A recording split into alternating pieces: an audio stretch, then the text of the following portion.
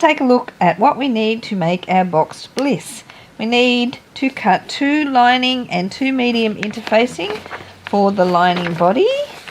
And as you can see, I have already fused that. For the body exterior, we need to cut 2 exterior and 2 heavy interfacing. And as you can see, I have already fused that. Now this box here is where we're going to place our cording. I like to cut that out, not the fabric, just the paper. And I use that to draw where I'm going to place my cording during construction. And I'll show you as we get to that. We need to cut zipper panels, 2 exterior, 2 lining, 2 heavy interfacing which goes on the exterior pieces, and 2 medium interfacing for the lining. Now in this one I forgot to fuse the heavy, so I ended up putting 2 medium on it, and that works out to feel about the same as 1 heavy. So if you do not have any heavy interfacing, just use 2 layers of your medium.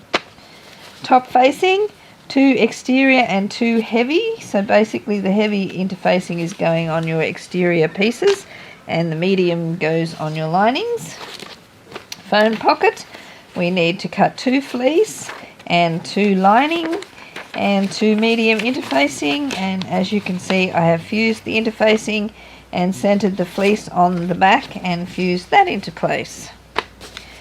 Interior slip pocket A, cut 1 exterior, cut 1 lining and cut 2 medium interfacing, and I've already applied the interfacing as you can see, and of course you can use all lining or all exterior or whatever for that, that's up to you. Interior slip pocket B, 1 exterior, 1 lining and 2 interfacing, and I've fused that.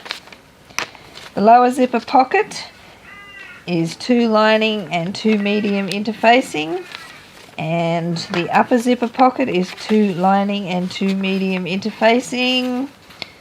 Now this pocket assembly is going to have card slots on it. If you do not wish to have the card slots, you can use the provided normal single 1 zipper overlay that I've included, and just use the pocket pieces and just apply just the 1 overlay rather than the pocket assembly. That's up to you. Internal slip pocket, we need to cut 2 medium interfacing and 2 lining, and I've fused that. Now from your cork or vinyl, we need to cut 4 strap tabs. I'm using cork, and I've actually painted the back and the edges so it looks better. You can paint it or leave it raw or edge coat it, whatever.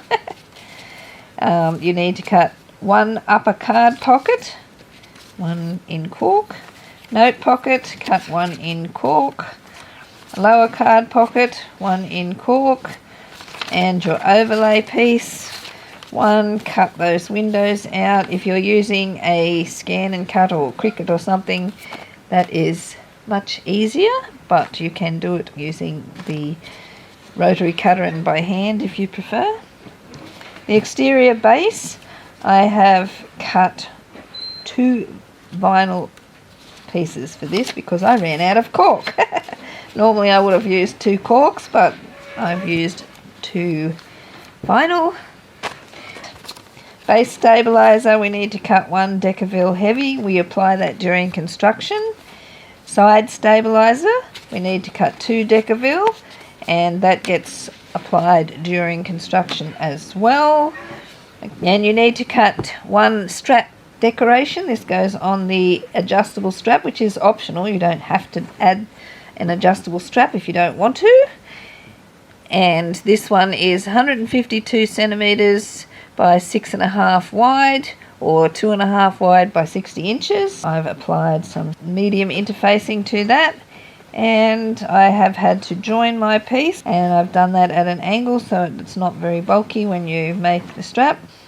And I'll leave a link in the pattern where to find instructions on how to join like that if you don't know how to do that. So that's that. Body stabilizer.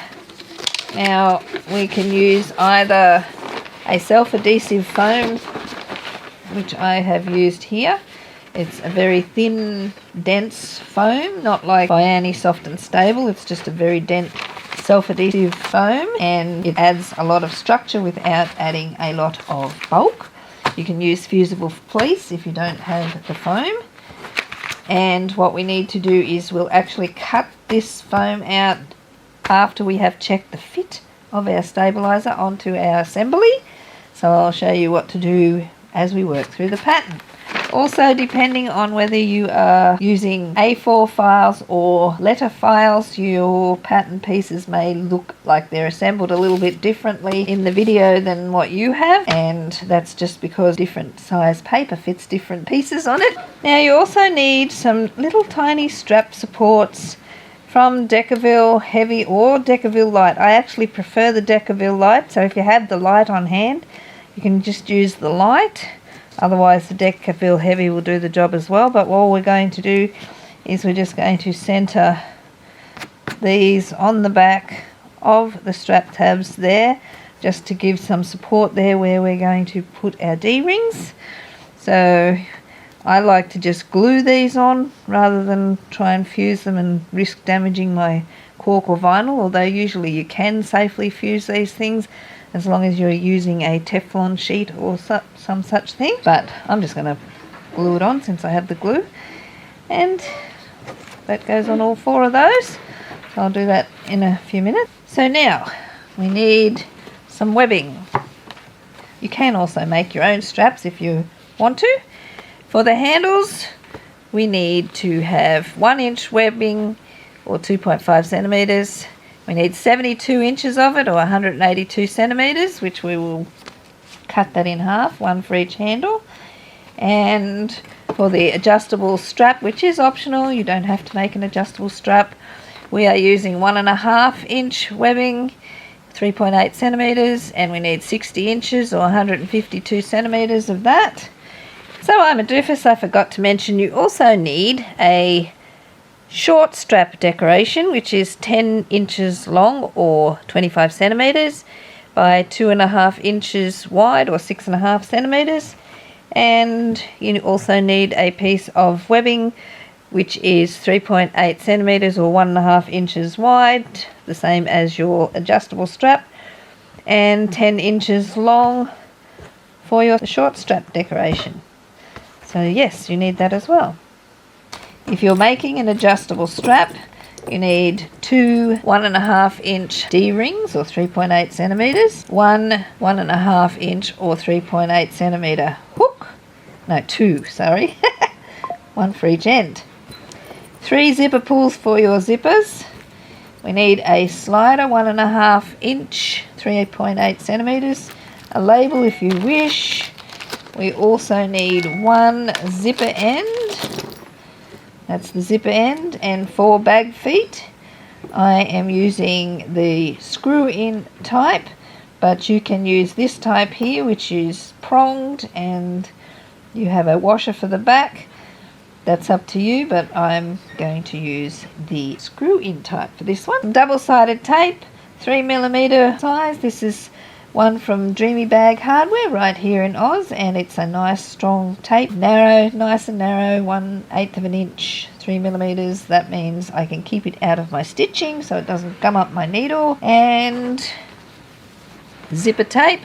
For your top closure, you need 14 inches or 36 centimeters and 1 zipper pull.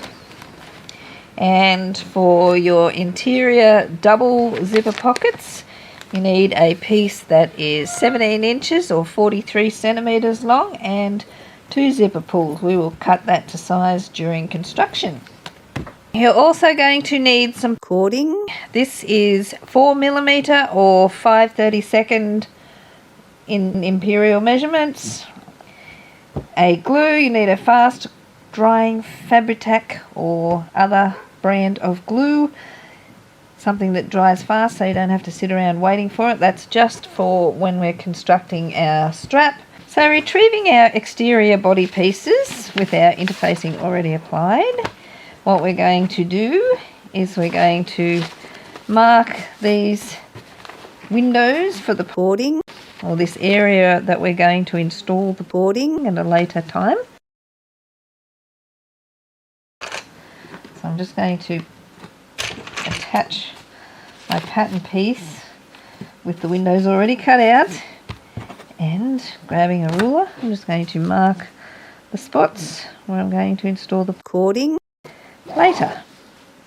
Just using a friction pen so it's nice and easy to see. I don't suggest you use a fading marker if you're going to be leaving it a while before you complete the bag. Something that doesn't fade away on you would be good. Like that.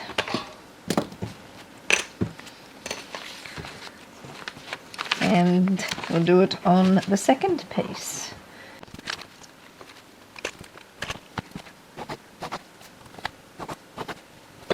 So now we have those marked. We can set that exterior body pieces away for a little bit later.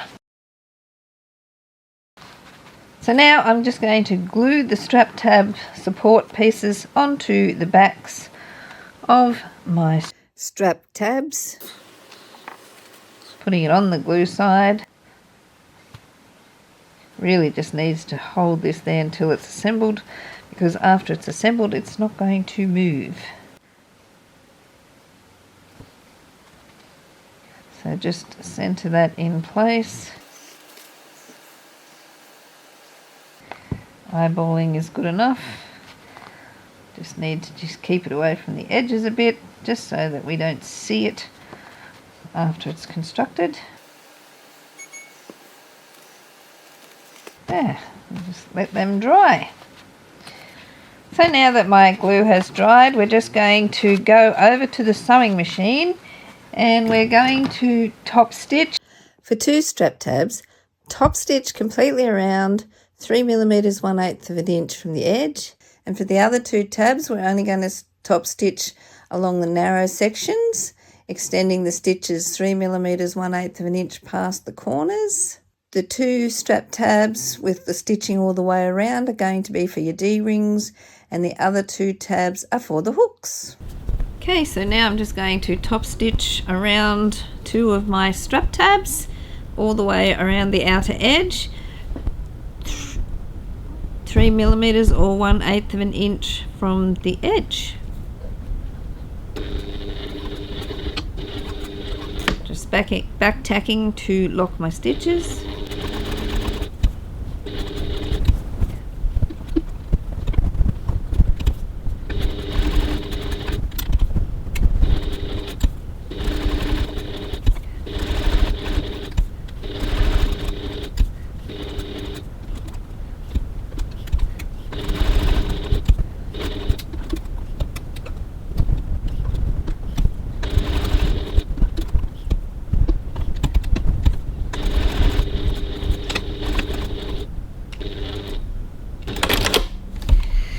Like that. Repeat for the other strap tab. So now I'm going to top stitch the 2 inner edges of my strap tabs, and I'm going to start about 3mm 1/8 of an inch back from that corner point, 3mm 1/8 of an inch from the edge, and stitch length of about 3.3. Just going to back stitch a couple of stitches to lock it in place.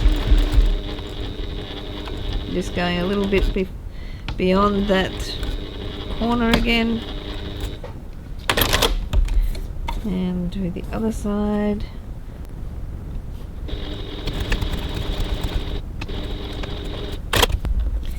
And repeat.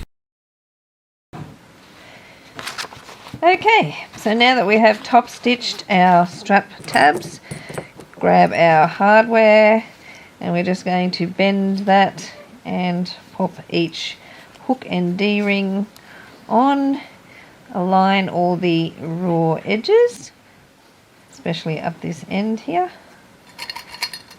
We're going to go over to the sewing machine and we're going to top stitch right close to the hardware. So we want to make sure this end is properly aligned.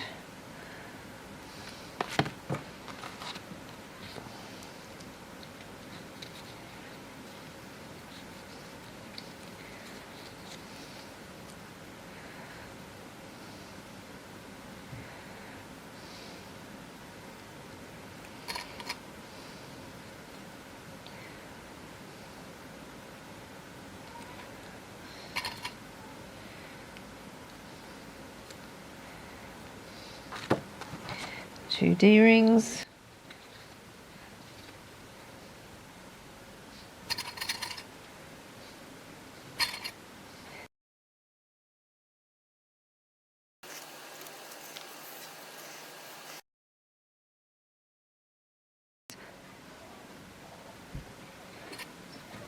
Like that. So now we're going to go over to the sewing machine and we're going to top stitch across there, across there, across there, across there, as close as we can to the hardware. Okay, so now I'm going to stitch as close as I can to my hardware. I'm starting in the middle or towards the middle just so that it doesn't slip away, it tends to hold better. Back stitching.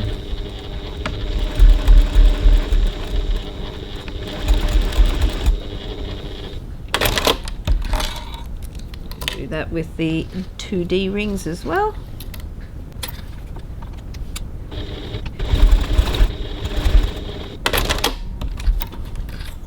And that little narrow zipper foot is excellent for doing this. I wish my Benina had one of those.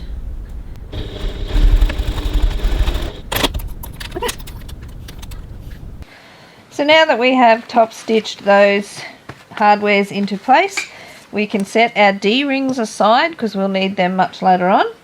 And we're going to grab our strap decoration. And what we're going to do is, boy, it has a lot of threads. What we're going to do is we're just going to lightly fold that in half and press a crease, and then fold each side in to meet in the middle and press like that. Don't fold again, just do that one fold into the middle and press, and do that for the whole length. And now we're going to retrieve our webbing, and what we're going to do is we're going to center this down the webbing like so. Now there's several ways you could do this. You could clip to hold and then take it over to the machine and stitch, or you could be like me and I'm going to use double-sided tape, or you could use glue, but I want to make sure this stays in place.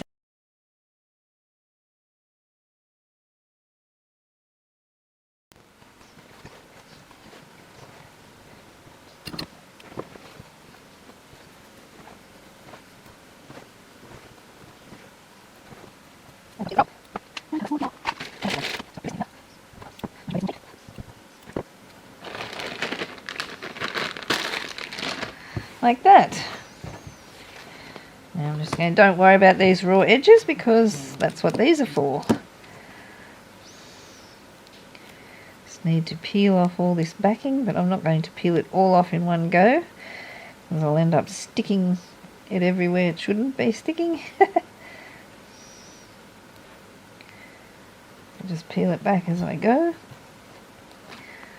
Just match up those sides. Try and get that in the middle.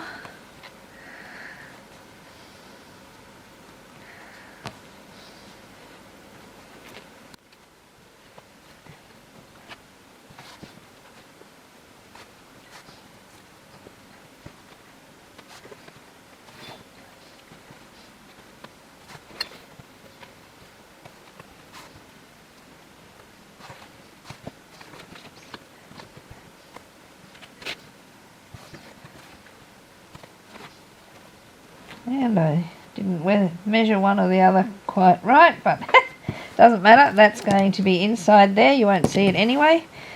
But otherwise you can just trim to meet. In fact, that's what I'll do. I shall trim that off. And grab my lighter and just seal those edges of that cork,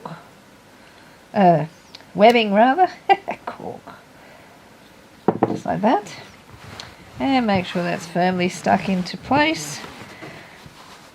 And if it's uneven somewhere, you can just reposition it. And now we shall go over to the sewing machine and we're going to stitch each long edge. Okay, so now I'm going to top stitch my strap decoration in place, and I've got black thread on the bottom to match my strap and other colour for the top for the decoration. And I'm stitching 3mm 1/8 of an inch from the edge of the strap decoration, stitch length 3.3. Just going to back tack just to secure the threads.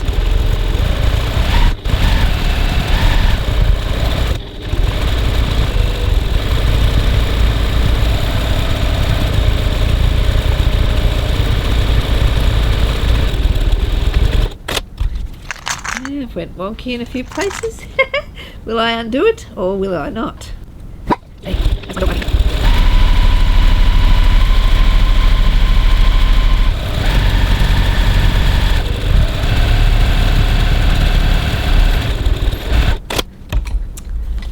that. Now for the short strap decoration, we're just simply going to do pretty much the same thing we did for the long strap, except this time they do match in length, but that doesn't matter. The ends will be inside one of these. So we're just going to fold in half, fold in to meet the middle, press, attach there like we did with the long one.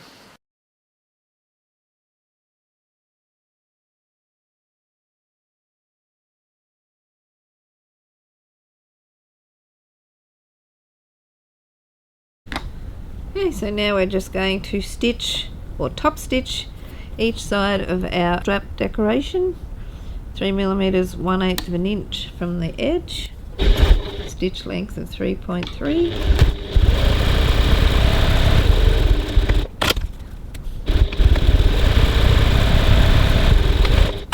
So now we're going to make our adjustable strap. We'll grab our rectangular slider and the long piece of adjustable strap, and we're going to place this wrong side up and the strap underside up. We're going to go down under the slider, back out the other side. We're going to pull that through and we're going to fold that over by about 1/2 inch or so and pull the rest through for about 4 centimeters, 1.5 inches or so, like that, and stick a clip in to hold. But if you find or you think that that's too thick for your machine, you can instead use a little bit of cork to cover that end, the same width as your strap, and it doesn't need to be quite so long as this, just something like that, just to cover the end so you don't have so much thickness, because that's not as thick as the strap, and just cover it like that. But for me, I'm just going to fold it under and clip and stitch.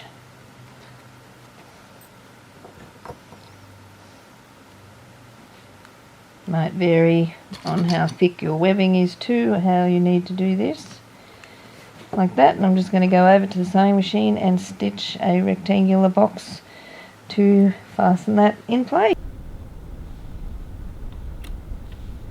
So now I'm just going to stitch my slider in place.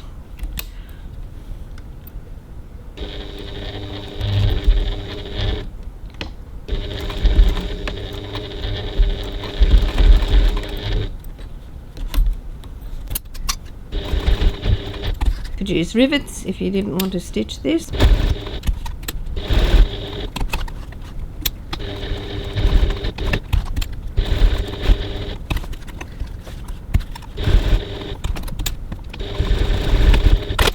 Like that.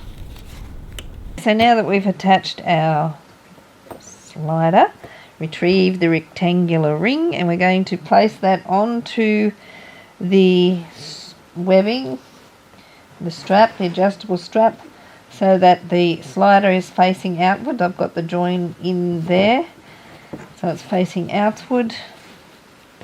So the join is in there, and we're going to pull this through the slider like so.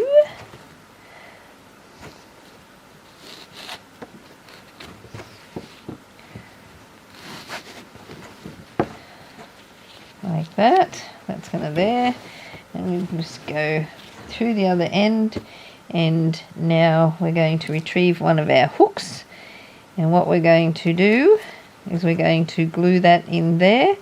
We're going to position this about 1/4 of an inch or 6 millimeters back from the corner points there, in there like so, so the raw edges align. So what we'll do is we'll grab some glue. I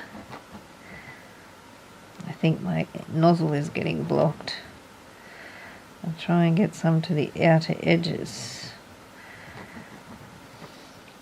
And you can go right to the end there, because we're going to glue it down onto the strap. If I had my paddle pop stick handy, I'd spread it around, but I don't. So I'm just going to position that there, approximately 6 millimeters, 1/4 of an inch back from the corners, and press that down into place. Now I'm just going to press firmly for a minute. You could add some weights, or I'm just going to add a couple of clips here.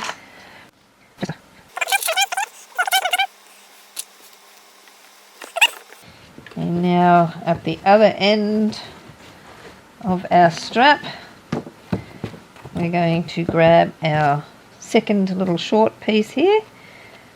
I'm going to push that through there, bend that over, so that's going to be like that, like so, and we're going to attach that onto there like that.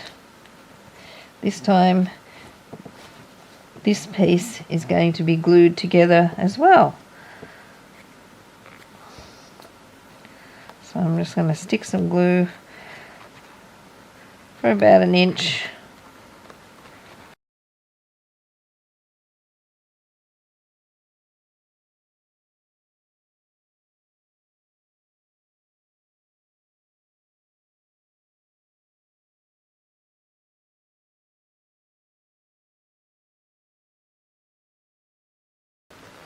Like that.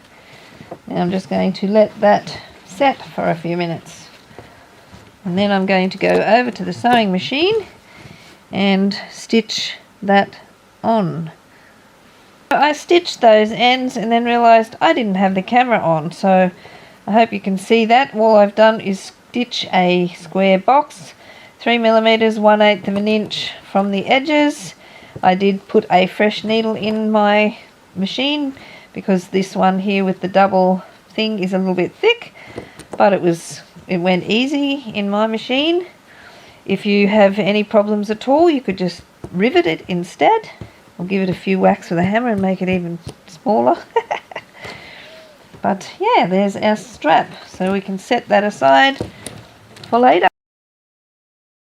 Retrieve your 2.5 centimeter 1 inch webbing, and if you haven't already cut it in half, do so now, so that you end up with two pieces that are 36 inches long, or 91 centimeters. Now I also suggest that you singe the ends to stop fraying, or if you're not using a webbing that can be singed, you can add some fray stopper or something that'll just stop the ends from fraying away.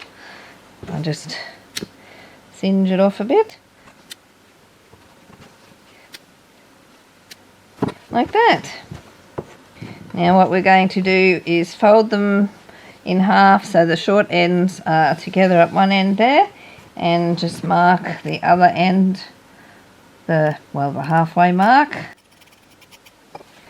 like so. Do that on both pieces.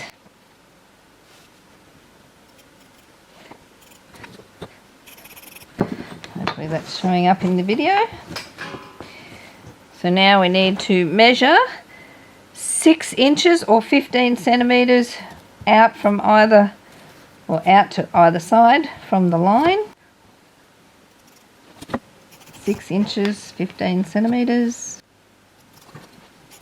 And do that on both pieces.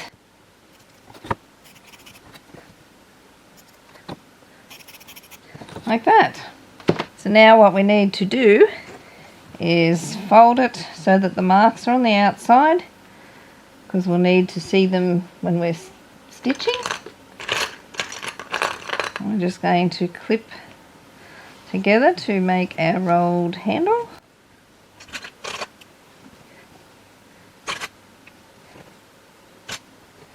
Just make sure those edges line up flush.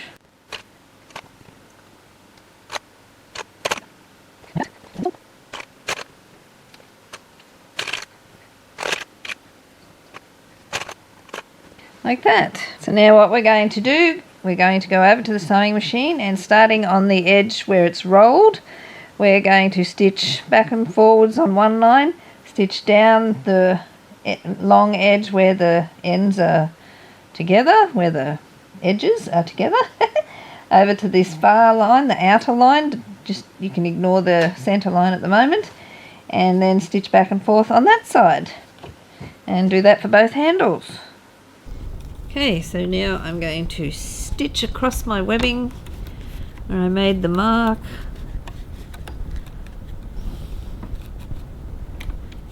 Making sure the raw edges, or the side edges rather, are together. We want them neatly together. So I go backwards and forwards a couple of times to make sure that that's nice and secure. And now I'm going to stitch 3mm 1/8 of an inch from the edge all the way along, trying to keep my edges nicely aligned, and take your time with this, you don't have to rush.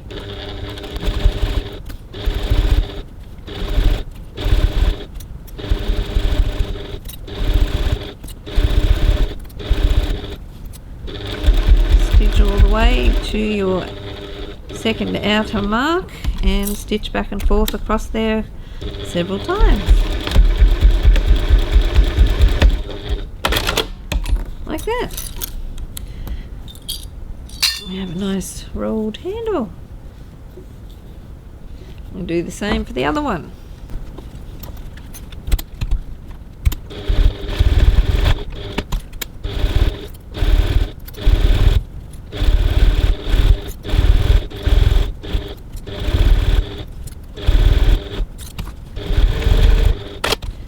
It. So now that we have stitched our straps, you need to decide whether you want this opening like that facing outwards from your bag, or whether you would prefer to have it with that opening kind of thing looking towards the inside of your bag. That's entirely personal preference.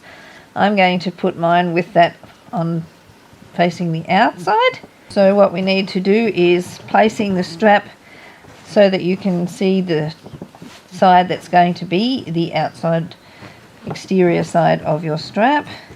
And we're going to measure and mark 2 inches 5 centimeters up from this bottom edge.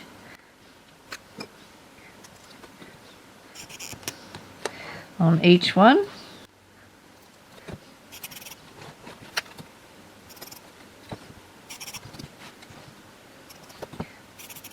Like that. And now we're going to measure 19 centimeters or 7.5 inches from the first line.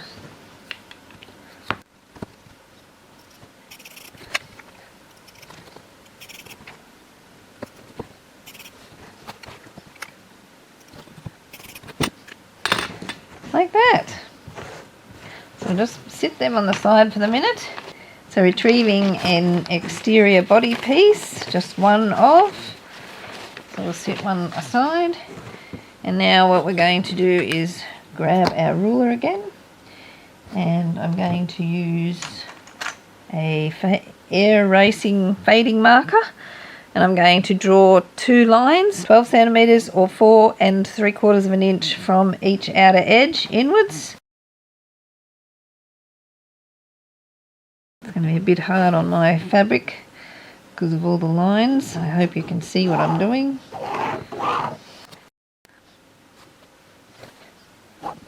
Like that. Now, retrieving one of your bag handles, one of your strap handles, we're going to line it up along that line, and this bottom line is going to be flush with the bottom edge of the body, but I'm going to stick it in place with some double-sided tape to hold it while I stitch. As soon as I can find my double-sided tape, here we go.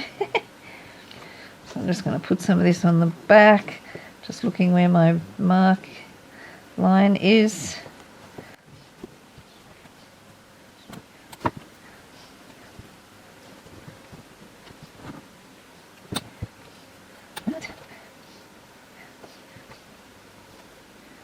What we need to do is position it just towards the center, away from that line, right on the edge of that line. Press that to hold. Do that same on this side, lining up the bottom edge and the side edge like so. Getting it nice and straight. And I'm going to do that with the second body piece.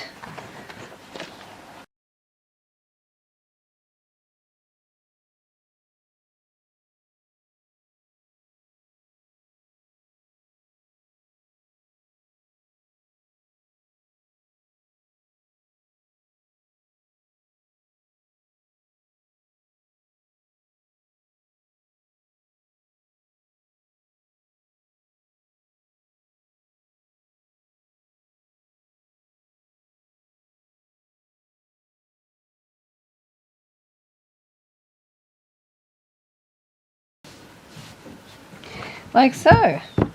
And now that I have done that on both of them, we're going to go over to the sewing machine and we're going to stitch across the bottom 6 millimeters, 1/4 of an inch from the edge, and then all the way up to that line, 3 millimeters, 1/8 of an inch from the edge, stitch across the line and back down 3 millimeters, 1/8 of an inch from the edge, and do that with all 4 straps, handle straps.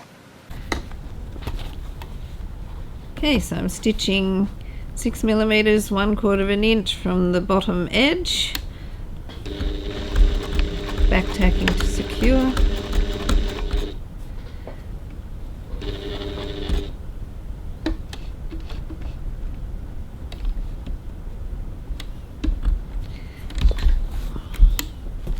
So now I'm stitching up the strap 3 millimeters, 1/8 of an inch from the edge, and I'm using my top stitch length of 3.3.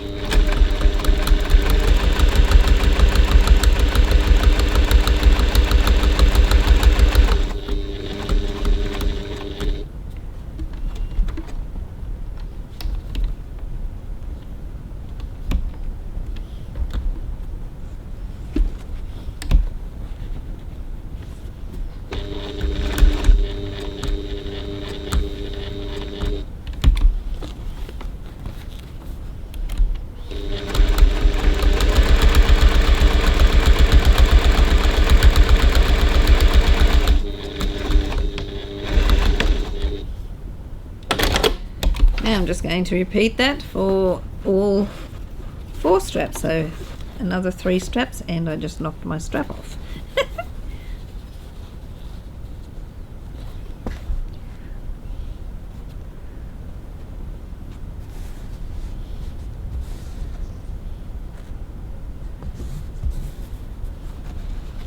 Okay, so now I'm just repeating for the other 3 straps. 6 millimeters, 1/4 of an inch from the bottom.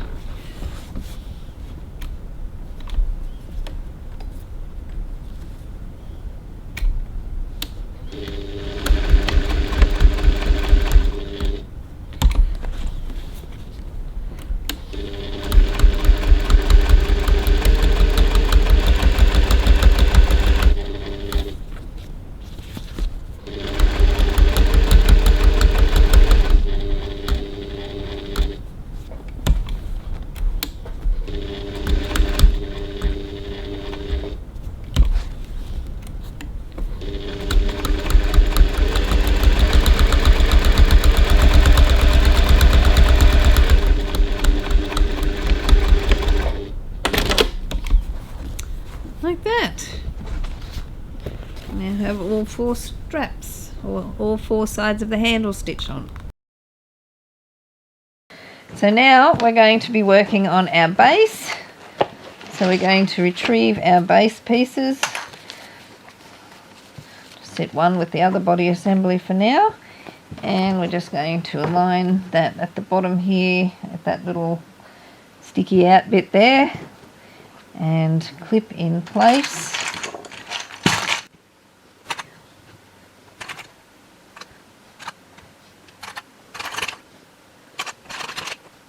Like that. And I'll do the same with the other piece. We're placing it right side down onto the right side of the body, over the top of the straps.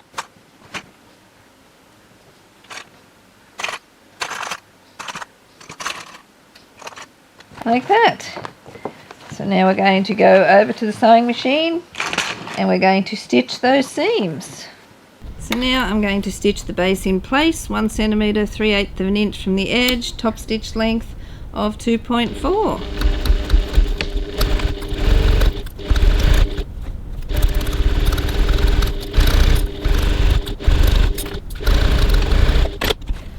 Do the other one.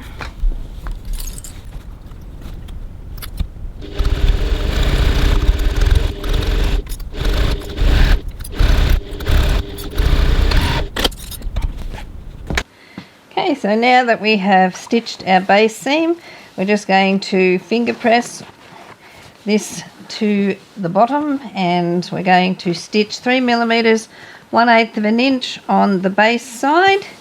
I'm going to do that on both pieces. Okay, pushing my base, pressing it downwards.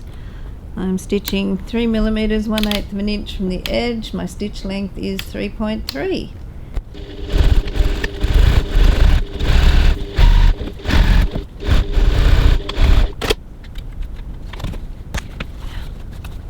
Stitching 3 millimeters, 1/8 of an inch from the edge.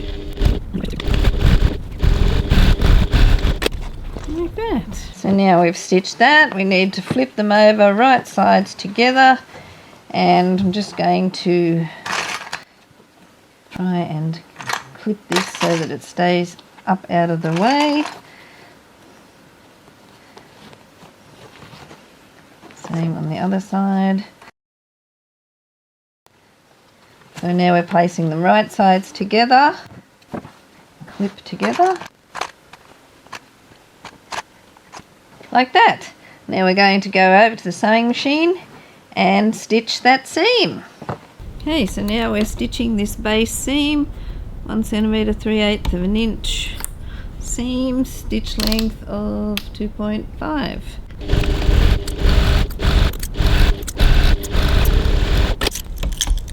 So now that I have stitched that seam, we'll remove these clips, and we're going to open this out. Actually, we'll put those clips back. They can stay there and hold that out of the way. So what we need to do now is we're going to press this seam open, and I'm going to use some double-sided tape to hold it open. You could also use some glue. So I'm just going to place this along the seam allowance, along the outer edge of the seam allowance, because we're going to be stitching close to the seam allowance, seam line down there, so we don't want the tape too close to that because I don't want to stitch through it.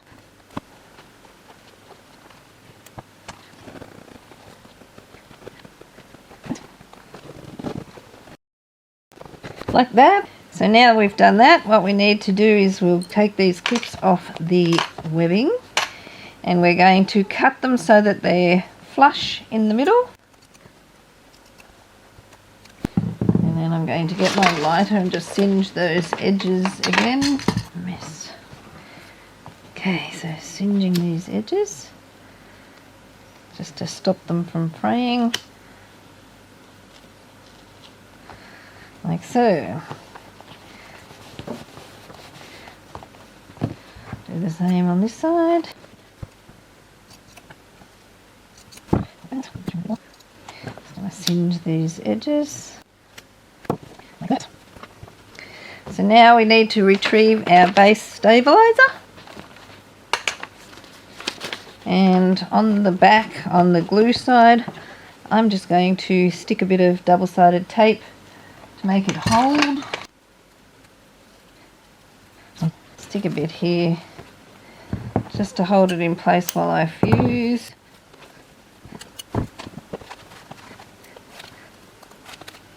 Now it's got to be centered left to right between those outer stitching lines, top to bottom, and my pressed edges have come open.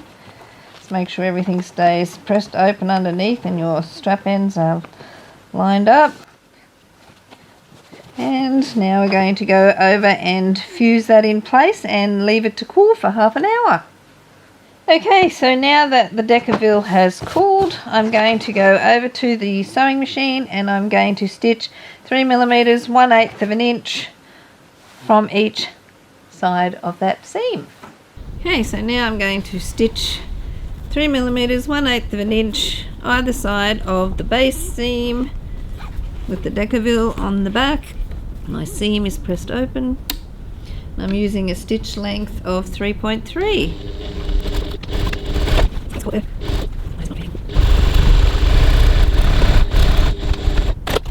And the other side of that seam.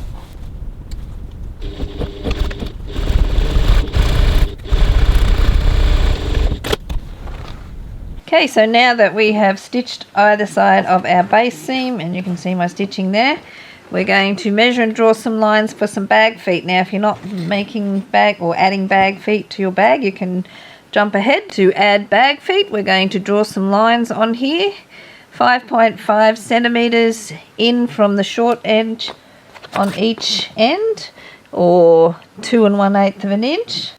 I'm just going to make a little mark there. Draw a line across there. Same on this end. A line like that. And then 2 centimeters or 3/4 of an inch from each long side.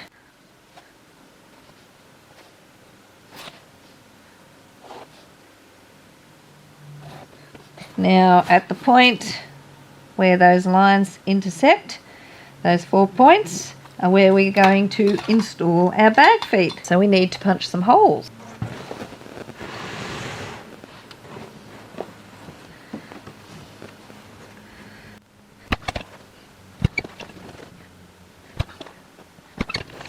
Like that. So now we need to retrieve some bag feet.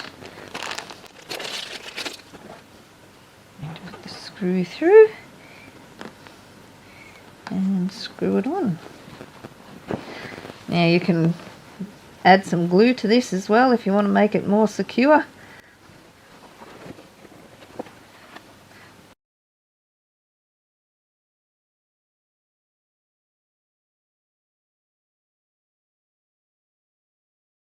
Now if you're using pronged feet, you may want to add some duct tape or something over the back of the feet to protect the bag.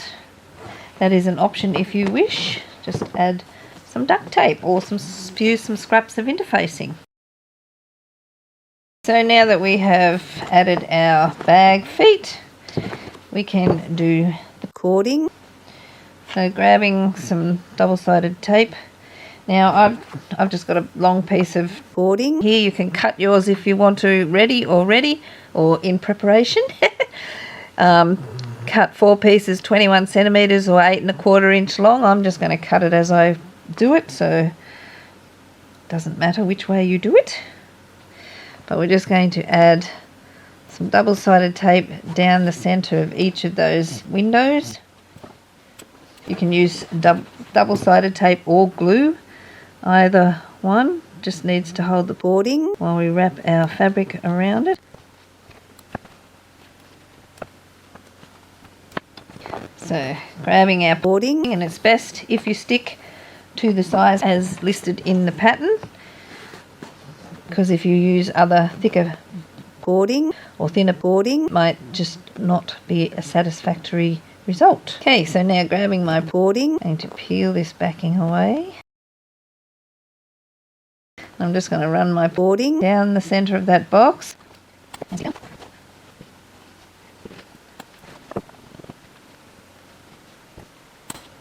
Now you do not want the boarding to extend out past the window at all. If anything less than, just not beyond. Like that.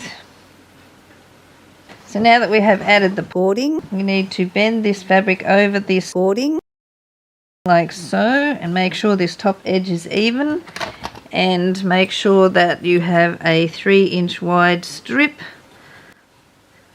7.5 centimeters. Just adjust it to make sure that that's what you end up with.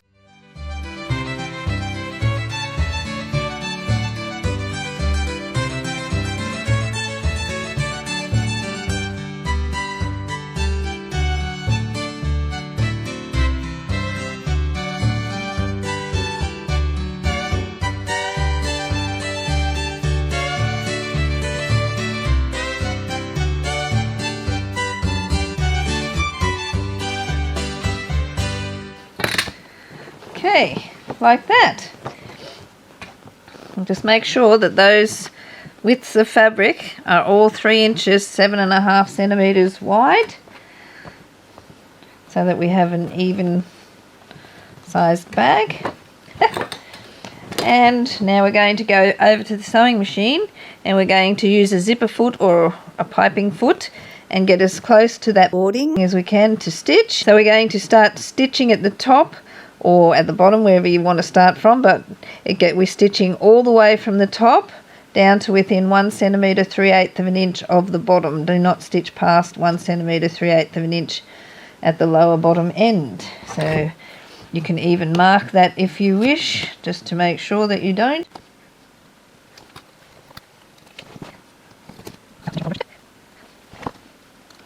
Like that. So now we'll go over to the sewing machine and stitch. So now I'm just going to stitch my boarding. I'm going to stitch from the top, close as I can to the boarding. Top stitch length of 3.3. If you have a piping foot, that would be even better. Get closer. Now I'm stopping at the 1 centimeter 3/8 of an inch mark that I made there, just back from the bottom. It's not stitching there. Now do the same from the other side. I do the best I can to keep working.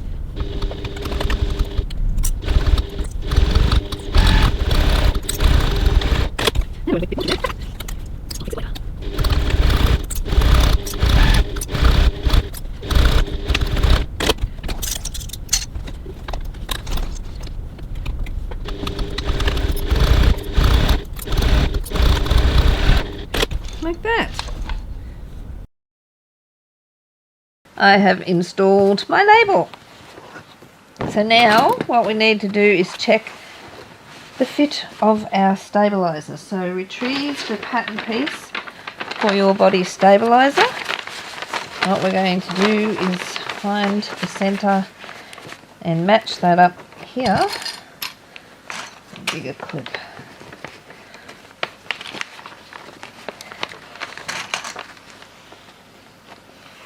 Long enough.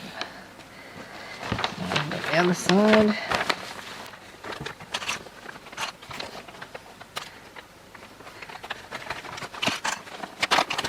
Now open up these side bits like that and press that down, and we can see that we're going to have to trim this.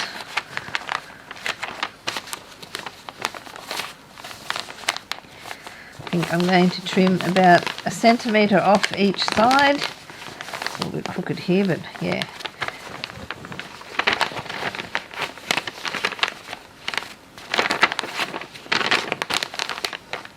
Very not easy to get this exactly right.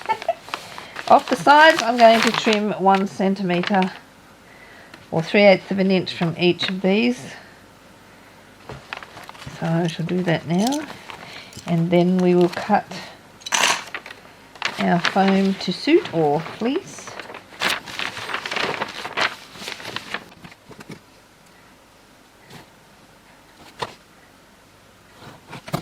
Could just fold it under too, don't have to cut it off. That will do. I haven't got my sticky tape here, I would tape it down.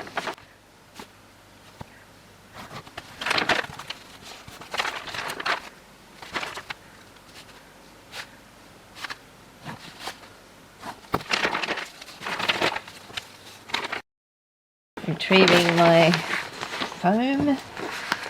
Now I'm going to, that's a bit non-sticky at that end. Sounds fine. So I'm just going to clip this on. I can draw around it and then cut it out.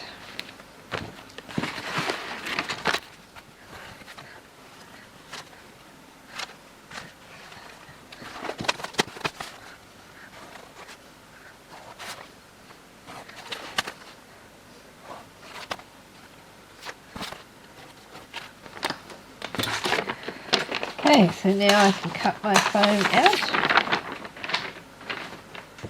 Not with my fabric scissors.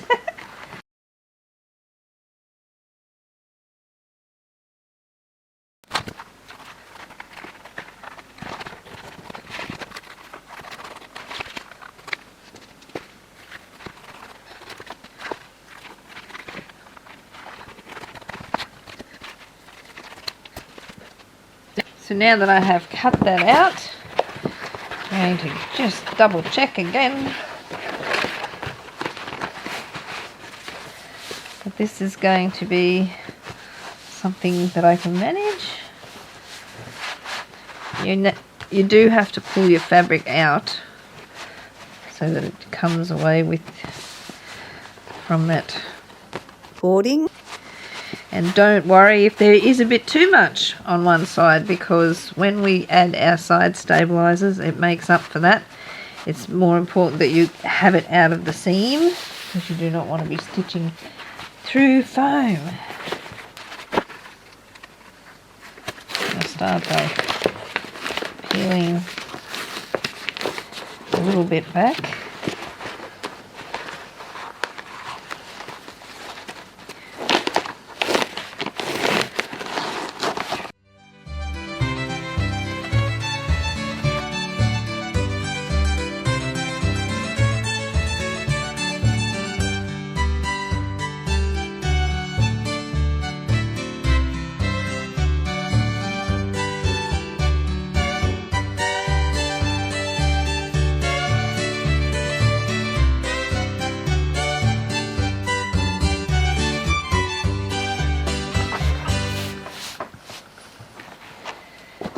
Like that. Okay, so now that we have the foam applied, you haven't stitched your rectangular box because you are going to apply foam. So at which point you would do the steps to stitch your rectangular box now. This will anchor the fleece or foam, whichever one you've used, in place. And sorry, I got my head in the video.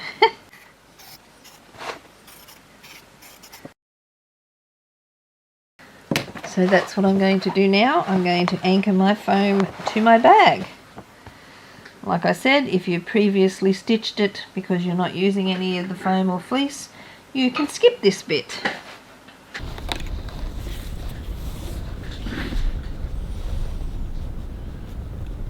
Okay, so I'm anchoring my foam to my bag.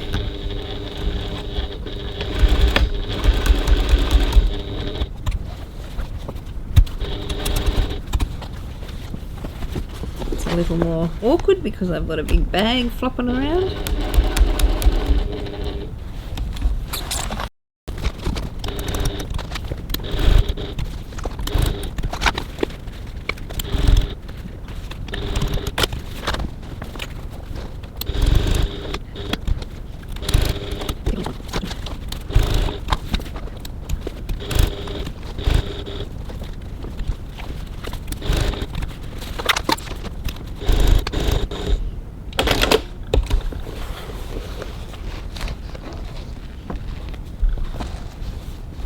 Okay, so now that we have our straps nicely anchored to our foam, or our foam nicely anchored to our assembly, we need to place this right sides together at the sides, and we're going to clip that to hold.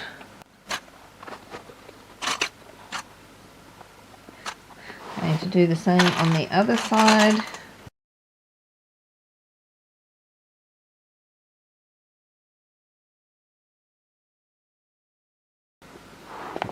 Like that. And now we're going to go over to the sewing machine and stitch those two sides.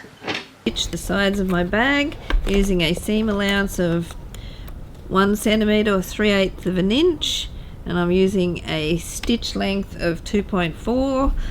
As this is fabric, I use a longer stitch if it was vinyl or leather or cork.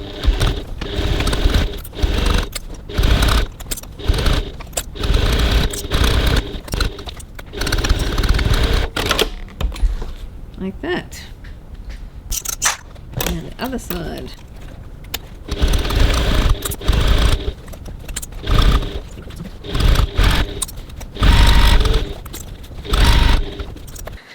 Now we want these side seams open, so you can go over to the ironing board and press. If you're using a fabric, you can press. I'm just going to finger press here. So, and what I'm going to do is I'm going to use some double-sided tape to hold them open, because I want these seams open. I don't want them to be going the wrong direction. I want them to stay open. And this fabric's a bit thick, and I don't think even ironing it, it's going to stay open. You could glue it if you wanted to, but I'm going to just use the double-sided tape, and I'm just going to start back a little bit from the seam allowance. I'm stitching through it. Or not stitching through it too much. Even if I stitch through it a little bit, won't matter, as long as I'm not stitching a heap.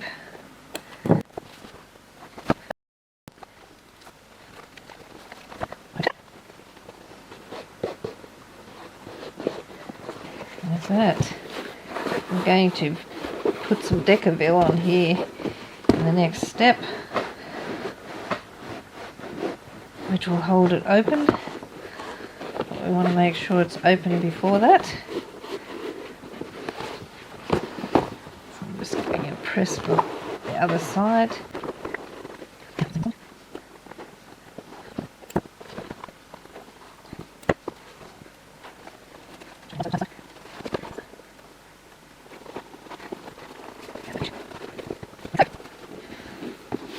We're not putting the Decaville on yet. We're going to turn it before we do that. So now we need to form our corners. So we're just going to put your hands in there and push that piping out of the way. Meet those two seams there and clip to hold.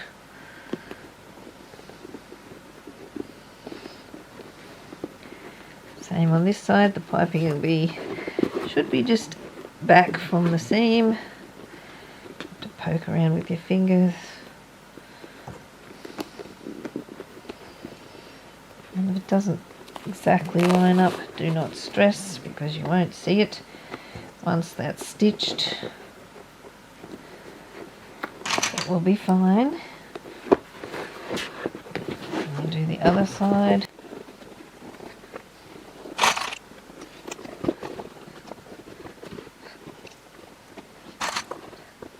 Like that. Now we're going to go over to the sewing machine and stitch those two corners. Okay, so now I'm going to stitch these bottom corners. Just going to flatten my bag here, and I'm stitching with a stitch length of 2.6 and a seam allowance of 1 centimetre 3/8 of an inch.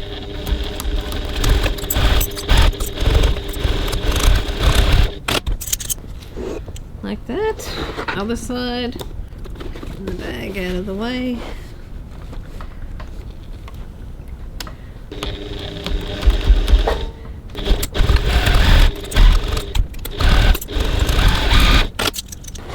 Now we have our bag bottom stitched.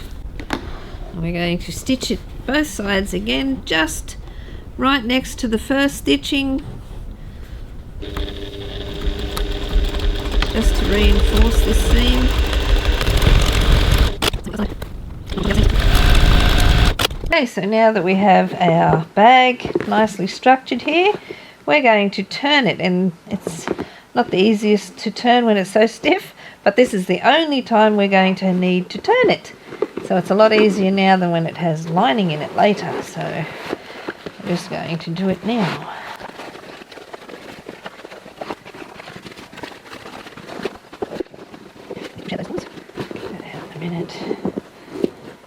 Just make sure you poke out those corners down in there.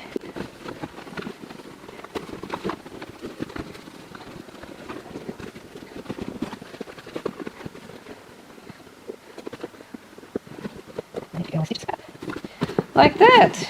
And yes, we need to flatten it out and smooth it all out again because we've got it a bit wrinkly.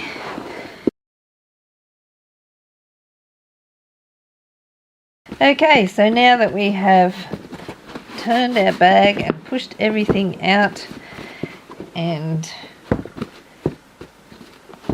poked out those corners and smoothed everything out, we'll probably need to give it a bit of a press. So what we're going to do now is we're retrieving our side stabilizers, and these glue side down will go down into our bag on top of the seam allowance down there. So it's a bit hard, but pull that right down into the bottom over the top of the corner seam allowance, and the top will be either flush or below that foam, not above it. You don't want it above it. If you can't get it so it sits either flush or below, then trim it, but otherwise poke it down in there, and then just go over to the ironing board and fuse it in place. Make sure that the sides are where your piping is, so these edges need to line up with the piping on the sides. You don't want it crooked, and do that with the other side as well. Put that in there on top of that seam down the bottom there. Line that side up. Make sure the side's sitting level with the piping on each side, and fuse it into place. I shall go over to the ironing board and do that. And then make sure you leave it to cool for half an hour before you move it. Retrieve your lining body pieces, and we're just going to work with one of them, so you can set one aside. And for this one, we need to draw this pocket configuration thing on the back. So what it is two lines. They're both 7 inches or 18 centimeters long, and we're 1.5 inches down from the top edge here, or 4 centimeters, and this center line is back 1/2 inch or 1.2 centimeters from the end points. And so draw that, and then once you have done that, and I have simply folded my fabric in half to find the center, to work that out where to put it, and you'll find the measurements in the pattern. So we need to retrieve one of our internal slip pocket pieces, and now what we're going to do is place our body lining right down, sides down, onto the internal slip pocket piece, and I'm just going to fold it in half to find the center. I'm going to match those centers up, and I'm going to pin that in place. You can clip if you prefer. Now what we're going to do is we're going to head over to the sewing machine, and we're going to stitch each line, the top and bottom line, not the center line, and begin and end at the end points.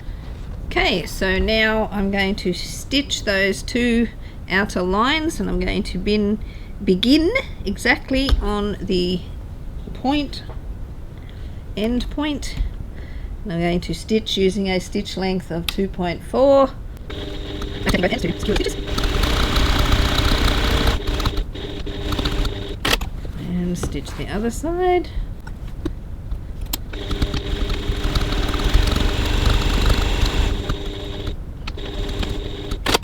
Like that. Now we're just going to remove these pins.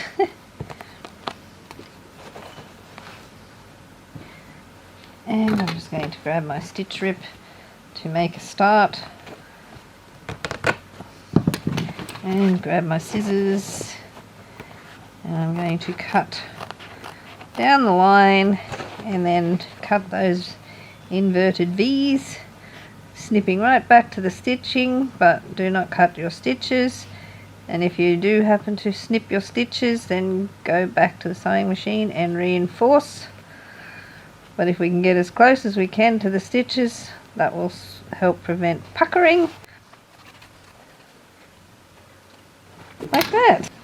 So now that we have done that stitching, I'm just going to go over to the ironing board, and I'm going to press my fabric away from the pocket, making sure that my window stays in the center.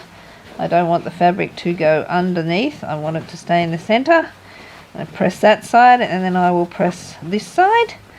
So I'm pressing my fabric away from my pocket, and we're going to mark, we're going to find the point that is 6 millimeters 1/4 of an inch back from our previous stitching, and make a mark. I'm just eyeballing this, and we're doing that on the other side.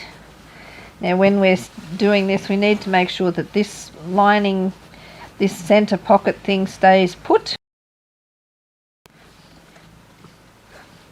So now what we're going to do is we're going to stitch between those two lines, top stitch, 3 millimeters 1/8 of an inch from the edge, and same on this side, between the two lines, 3 millimeters 1/8 of an inch from the edge. So now we're going to top stitch 3 millimeters 1/8 of an inch from the edge on the body lining side, between those marks, just making sure that that fabric underneath is laying in towards the window, starting on the mark that you made before.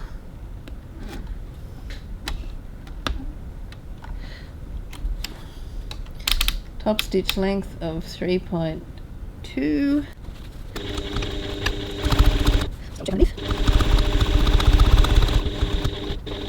You can just pull the threads through and tie them off at the back if you prefer, but I just lock my stitches in. I'm lazy. So that's that one. Now we need to flip things the other way and flip the body lining over this way, so I can see the other marks I made on the body lining side. Now we're just going to start on the mark that I made, making sure my window fabric is laying in towards the window.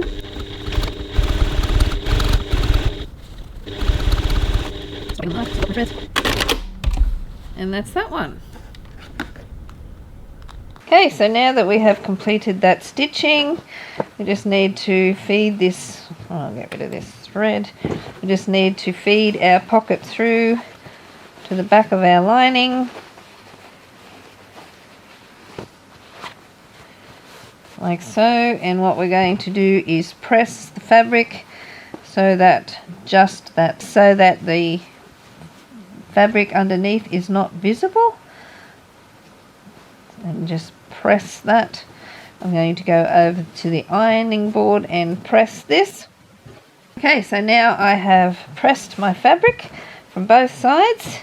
What I'm going to do is go over to the sewing machine and going to stitch the remaining space here that's not stitched, 3mm 1/8 of an inch, beginning at the previous top stitching. And I'm also just going to add a little bit of fray stopper here in the corners. So now we'll go over to the sewing machine.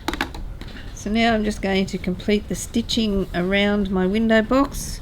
I'm going to start off by putting my needle down in a previous stitch hole, the last stitch hole that I made. You can pull the threads to the back if you want to knot off for a neater finish, but I'm too lazy to do that, so I'm just going to lock my threads like so. Going to back tack there just to make that a bit more secure. Meet up with my previous stitching. And yeah, may have went a little bit bigger than 3mm 1/8 of an inch, but never mind. Okay, so I'm going to do the same on the other side.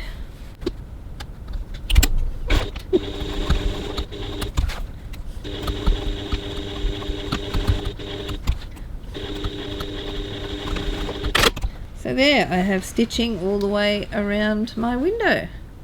So now that I have stitched around my pocket window, and please don't look so closely at my stitching because it's a bit wonky. I'm having one of those days. Anyway, so now what we need to do is we're going to top stitch 6mm 1/4 of an inch from the edge, or 3mm 1/8 of an inch from your previous top stitching, along the sides and bottom. So down there, across there and there. Do not stitch across the top. We're only doing the sides and the bottom.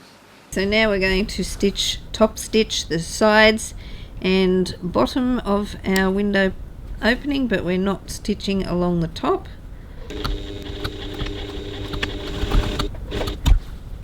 And we're 3mm 1/8 of an inch from the previous top stitching, or 6mm 1/4 of an inch from the window opening. Ooh, and I cut my thread.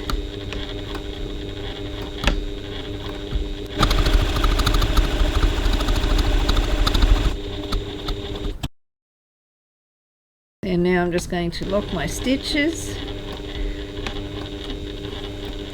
I'm not stitching the top side of my pocket window at this point. So now that we have done the stitching around our pocket window, we need to retrieve our internal slip pocket, second piece, flip that over, lay that on top, and we're going to pin everything in place. You can pin the whole thing so it doesn't shift. Just line up those sides and edges, all the edges. Now we're going to flip it back over, and we're going to top stitch that top window opening to catch that fabric in the stitching. So now we're going to complete that stitching around the window. We're going to start at where we left off before. I'm just going to lock my stitches. You can pull them through to lock them if you wish.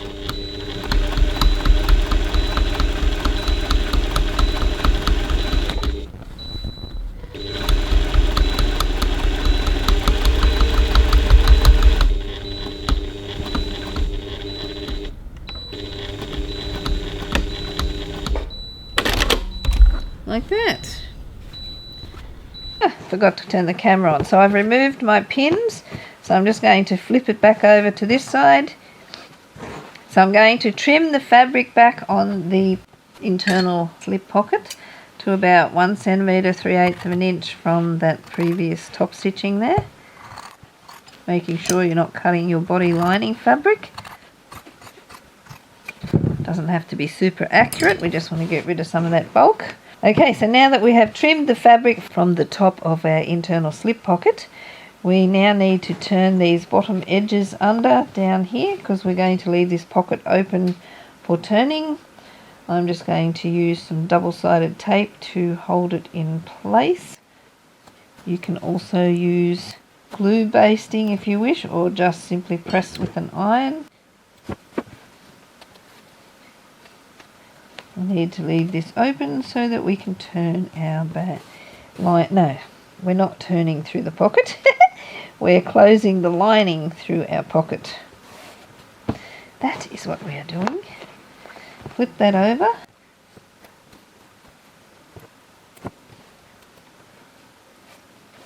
That's even. Fold that up to match what I did before. Like so, and I will also give that a press with my iron. So now we'll flip it over to that side, so we're lining, body lining side up. Pin the two sides like that. Now we're going to go over to the sewing machine and we're going to stitch the two sides of our pocket. So now I'm just going to stitch those little triangle bits that are poking out there.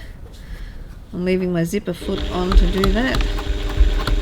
And I'm just going to turn my stitch length back down to 2.4.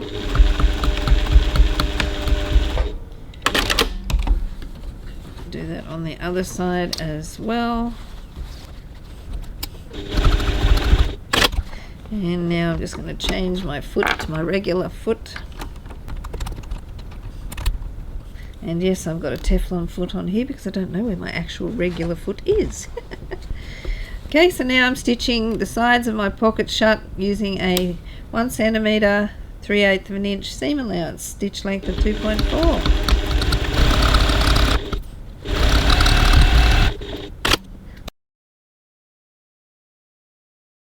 Now I'm stitching the second side, same thing, 1 centimetre, 3/8 of an inch seam allowance.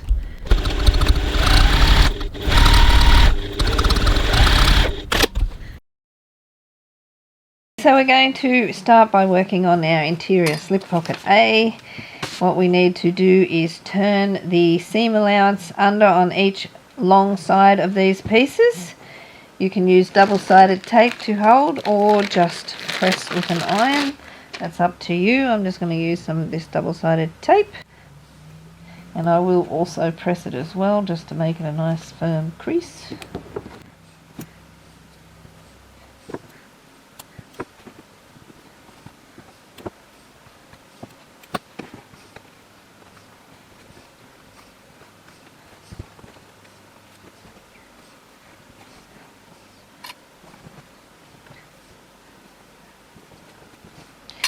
Like that. Now I'm just going to go quickly and press those. Now that I have pressed those two pieces like that, I'm going to place them right sides together, and we're going to go and stitch the two short ends. So I'm going to stitch the two short ends using a 1 centimetre, 3/8 of an inch seam allowance and stitch length of 2.4.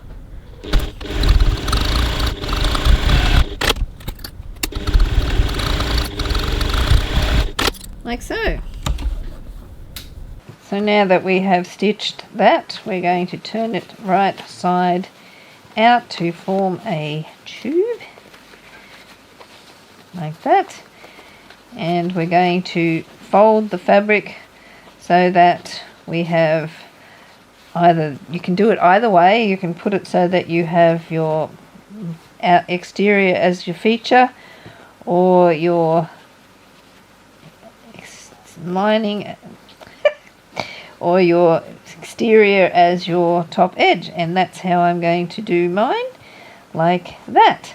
So you can feel the seam allowance underneath there, so just make sure it's facing towards that fold, and this one on the bottom needs to go down towards the bottom and head over to the ironing board and give the whole thing a press,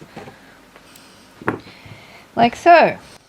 Now we're going to go back over to the sewing machine and we're going to top stitch close to that bottom fold there.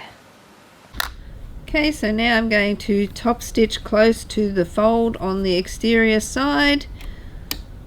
My stitch length is 3.2, like that. Now retrieve your interior slip pocket B exterior piece. You may do this whichever way around you wish. It doesn't really matter. You may wish to have your lining piece like that, but I'm going to use my exterior. We're going to position this on here, 2 centimeters in from the side and 1 inch up from the bottom. Just going to grab my 1 inch ruler here, just stick that on there just to make that easy. And this is 2 centimeters or 3/4 of an inch in from the side. And I'm just going to pin that on, like so, making sure it hasn't shifted. And now I'm going to go over to the sewing machine and I'm going to stitch the 2 sides only. I'm not stitching the bottom at this point, just the 2 sides. So now I'm going to stitch the 2 sides of my pocket. I'm going to stitch about 3 millimeters, 1/8 of an inch from the side. So I'm just going to put this little foot on just so I can get the nice neat width of my seam. And my stitch length is 3.2. I'm just going to back tack at each top here several times just to secure it. It'll be a high stress point. Just going to poke those edges in there. I'll back tack to secure. And now I'm going to stitch the other side. Remember, I'm not stitching the bottom. Going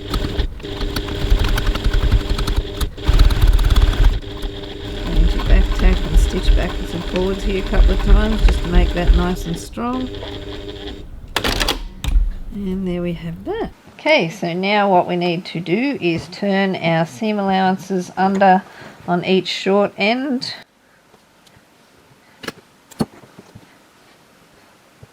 Looks like my interfacing is coming away a bit there. I'll have to press that and make sure it's fused properly. And do the same with your lining piece of the interior slip pocket B.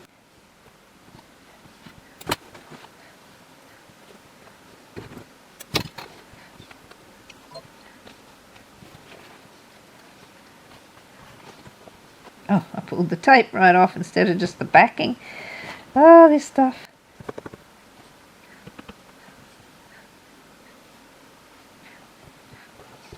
And yes, it's come away from my interfacing.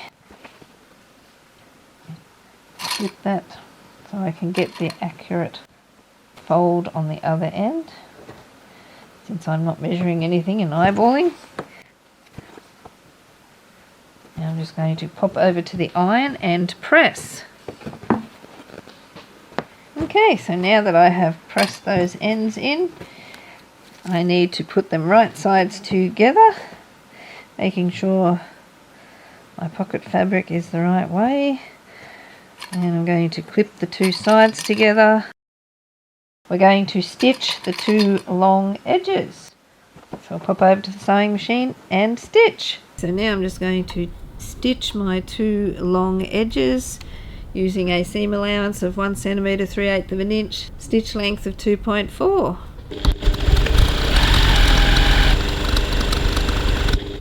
And as I get to this other end, I see that I need to adjust this a little bit.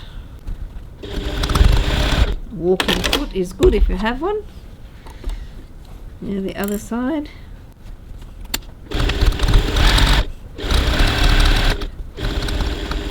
My fabric is walking.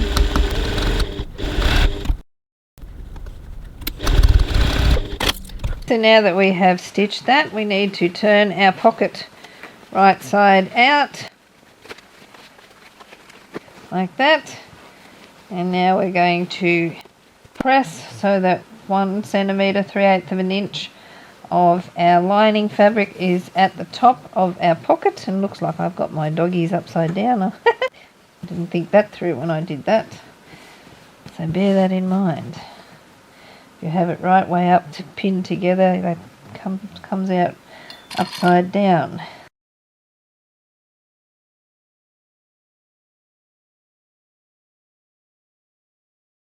And we'll go over to the ironing board and press. The bottom edge of your slip pocket A should be matching the bottom edge of your slip pocket B. Okay, so while that's upside down there, you might see that the lining is the right way up. So think about these things when you do it so that you have it the right way that you want it. So now we're going to go over to the sewing machine and top stitch close to that top pressed edge on the top fabric side. So now I'm going to top stitch length of 3.2, and I'm top stitching right next to the seam line on the top fabric side, or lining side in my case.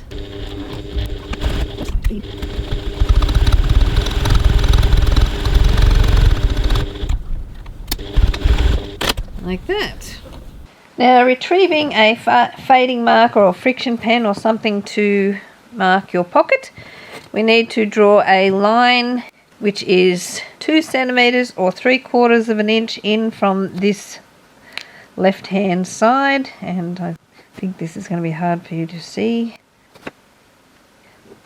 like that. So now we need to draw another line which is 3.5 centimetres or 1 3/8 of an inch from the first line that we drew. 3.5 centimetres, like so. Now we need to fold our pocket along that second line and meet it up with the first line and add a clip to hold, or 2 clips.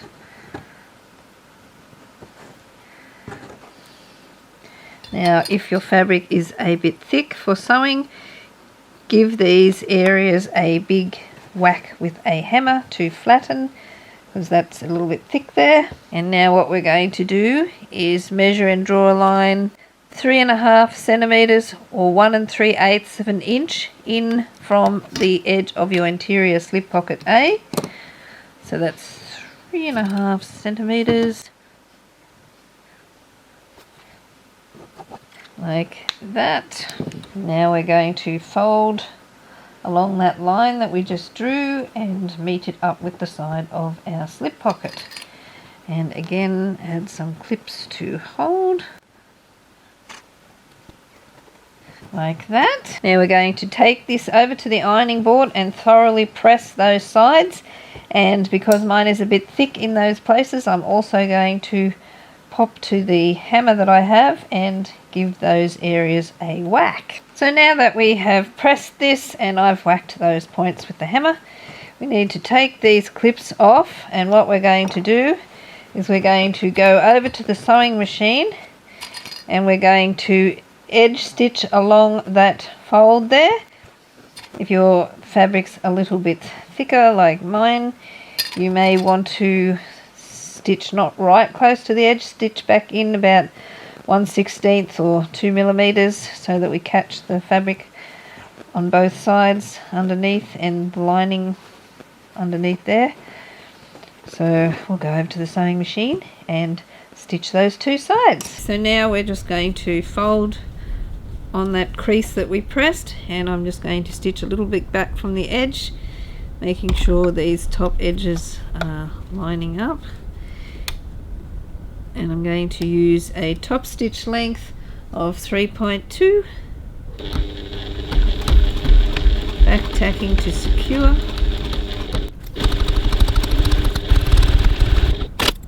Need to do the same on this one.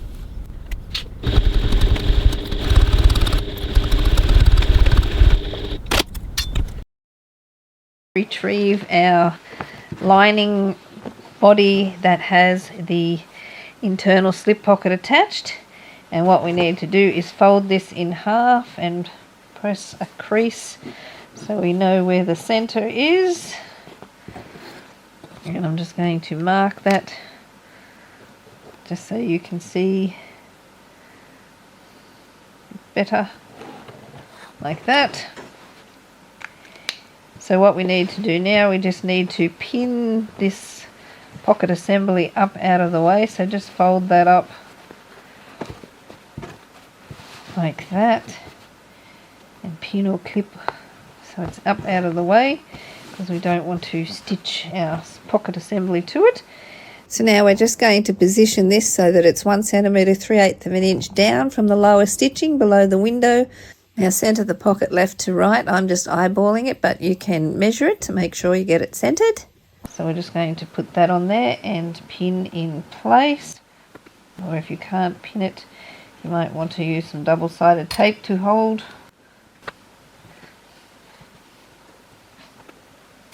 Now what we need to do is refold our pockets.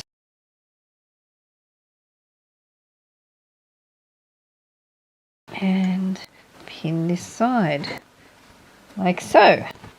So now that's 1 centimetre 3/8 of an inch from that bottom stitching, not from the top of the window, it's from the pocket stitching to the top of your slip pockets. So it's out of the way of our pocket when we stitch it on. So now what we're going to do is we're going to go over to the sewing machine and we're going to stitch this left hand side, back tacking there to secure it because that'll be a high stress point. And then once we've done that, we will unpin this, fold this back out of the way, and we're going to stitch where that crease is underneath there for this pocket. So for me, in my case, it's easier. I can stitch on that line, but if you can't see your crease, then draw a line down there, because then we need to pull that aside and stitch that line right from the top, back tacking and back tacking at the bottom. And then once we've done that, we can repin down here. Then we will pull this pin out and we'll pull that back here, and we're going to stitch down here 2 centimeters, or at that fold, which is at the 2 centimeter 3/4 of an inch line. So I'm just going to draw that in, and that's where I'm going to stitch here, and that's folded back out of the way like that. And then once we have done that, we can stitch the other 2 sides here, the right hand side and the bottom of our pocket, stitching over these lumps. So first we're stitching the left hand side of our pocket. Make sure everything's even, because I'm top stitching a stitch length of 3.2, back tacking,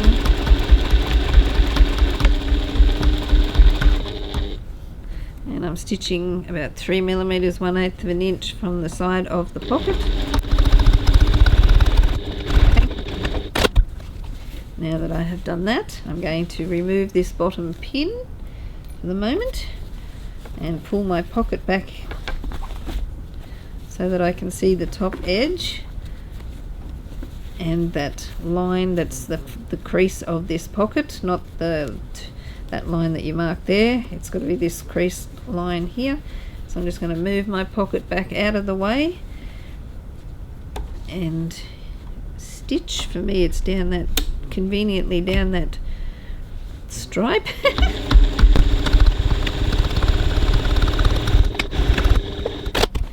Now I'll just refold that again and pop my pin back in down the bottom here. Now take the other pin out on this side, and then we're just going to pull that pocket back to expose that line over on that side, which is 2 centimeters 3/4 of an inch from our slip pocket A. So I'm going to stitch down that line.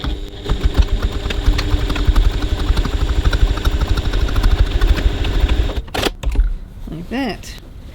Now refold the pocket and pop that pin back down in the bottom there, like so.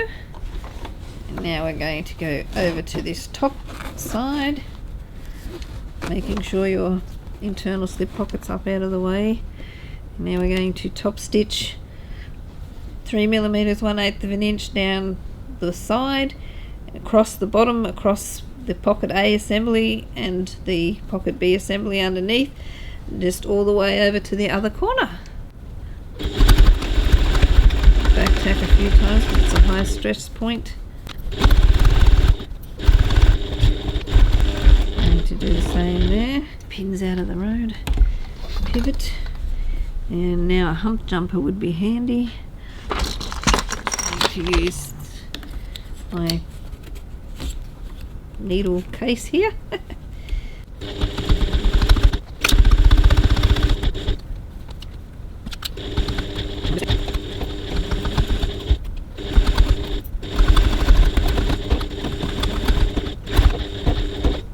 So now we need to take that pocket out there. So now you have a nice pocket here, which is what we're going to close through the lining through, and you have your nice slip pocket assembly here. Cute little pocket there, pocket there, pocket there, and a pen pocket over here, like so. And we're going to grab some more things. We need to grab our upper card pocket, our note pocket, and our lower card pocket. And what we're going to do is we're going to top stitch the top edges 3 millimeters 1/8 of an inch from the edge. So I'm going to top stitch the top edge of my note pocket. My top stitch length is 3.3.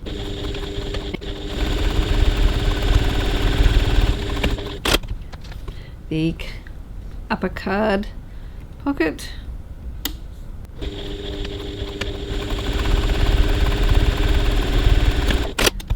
And the lower card pocket. Okay, so now that we have top stitched the top of our 3 card pocket pieces and our 2 card pocket pieces and our note pocket, lower card and upper card pockets, what we need to do is just grab this lower card pocket piece. We're going to align those side edges and bottom edges and just add a clip. This is just to hold it temporarily. Just add that there while we grab this. Now if you're working with double-sided tape, add a very narrow, this is the 3 millimeter tape, along this bottom edge. Don't peel the backing off yet.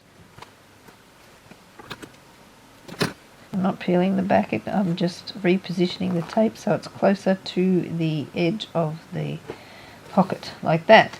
Now what we'll do is we'll grab that and slide that in. If you're working with glue, just hang on a bit. We'll put the glue on in a few minutes. Now we just want to make sure that it's a bit hard because this is black. I really didn't pick a good colour, did I? You need that little side tab there to match up with the top of the pocket. It wants to sit flush on top so there's no gap. And then just add a little clip on the side of that little tab to hold it.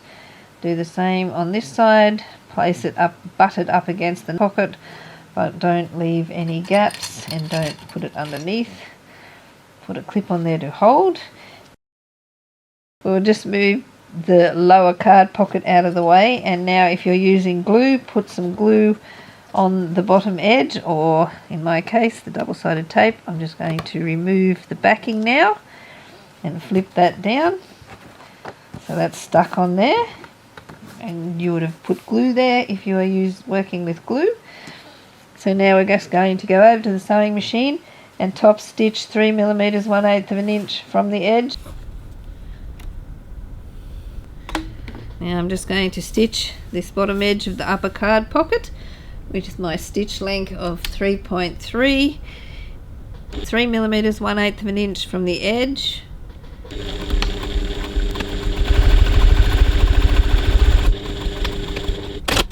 Like that. Okay, so now that we have our card slot stitched in place, we're going to either add a little tiny bit of glue or a little tiny bit of double-sided tape to those side tabs just to make them hold in place.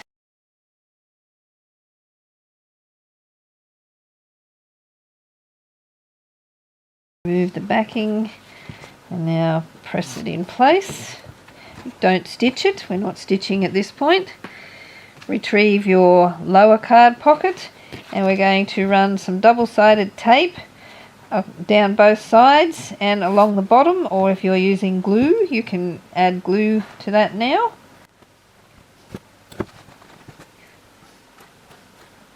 This is the bottom edge, the edge without the top stitching, like that. Now what we're going to do is peel the backing off and stick it into place. Once you've got the glue on, and only add a little tiny narrow strip, no more than 3 millimeters, 1/8 of an inch. You don't need to put too much on there, otherwise you won't fit your cards in your card pockets. So now we just need to line up those corner sides and bottom edges so it's all lined up nicely, and press in place like that. Now what we're going to do is we're going to draw a line down the center, and I need something that you're going to be able to see here. So I'm finding the center, and an easy way to do that is fold your node pocket in half and place that on there, and then grab your marking implement and draw a line from top to bottom.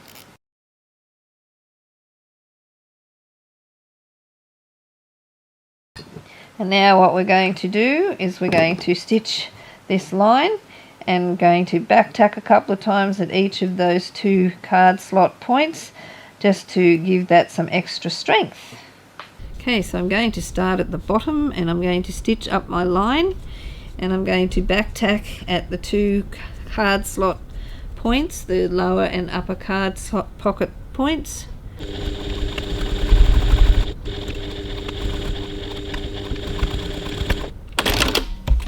So now that we have our card pocket assembly, we need to retrieve our zipper pocket overlay. Place that right side up on your table and turn this over to the wrong side and either apply glue or double-sided tape, which I'm nearly out of here.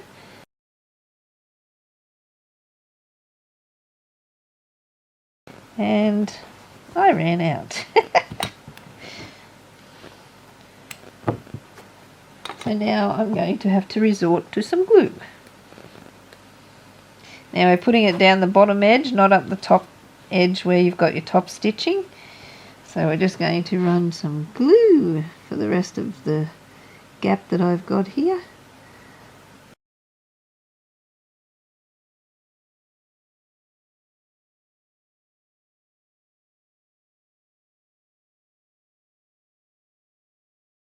And it doesn't seem to matter what brand of double-sided tape, I always have trouble peeling off the backing. I think that's normal though, a lot of people say the same thing. So now we just want to align those edges, the sides and the bottom, stick that down. And do not stitch that yet, we're not at the point where we want to stitch that. So we're just going to leave that to set, and we'll work on our zipper overlay placement. Grab your second body lining piece. So I'm going to fold this in half to find the center, and I'm going to draw a line across the top 4 centimeters or 1.5 inches down from the top edge, so I can get some good placement measurements. But here, I use the other side of the ruler so I can get it right. So we've got 1.5 inches or 4 centimeters, centered left to right, is how we're going to place this. So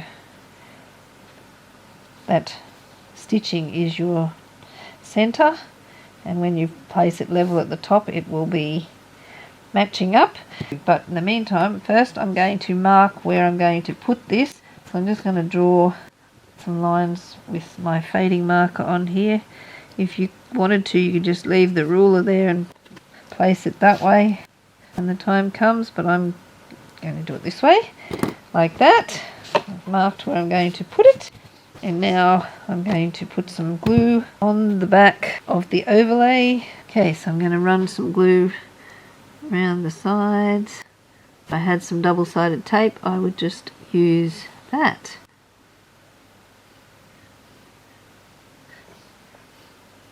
Actually, it doesn't really have to be super accurate here because we're going to stitch it on. And I'm just going to run some glue in the center of this point here. Now I'm going to turn this over and position it onto my marks that I made. Now I'm going to have a cuppa while that dries. I know it doesn't take long because it's the fabric tack, but it's time for a break. Okay, so now that my glue has dried, I'm going to go over to the machine and I'm going to top stitch all the way around the outer edges of my overlay to secure that to the lining fabric. Okay, I'm going to start down the bottom here. I'm stitching 3mm 1/8 of an inch from the edge with a stitch length of 3.3. I'm just going to back tack at the beginning and end. You can pull the threads through and knot them off if you prefer.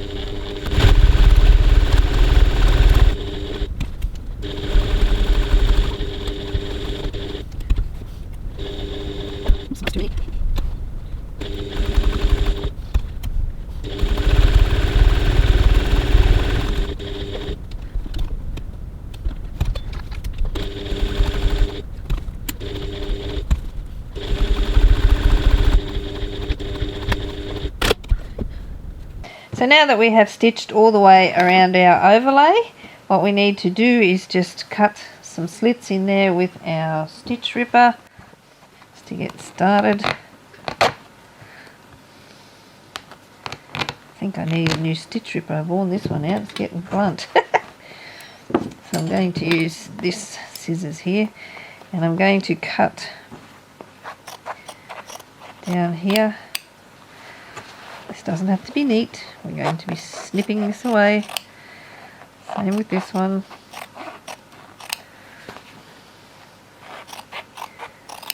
Now flip it over. And now what we want to do is just remove some fabric back away from the opening of the zipper, making sure that you're not cutting the overlay underneath, because we do not want to cut our overlay. Now you do not have to do a particularly nice job here because it won't be seen, but you do need to make sure you're not cutting your overlay. We just want this fabric away from the opening.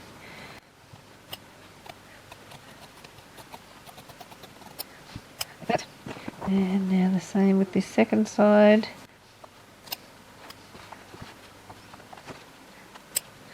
Definitely do not want to cut that overlay.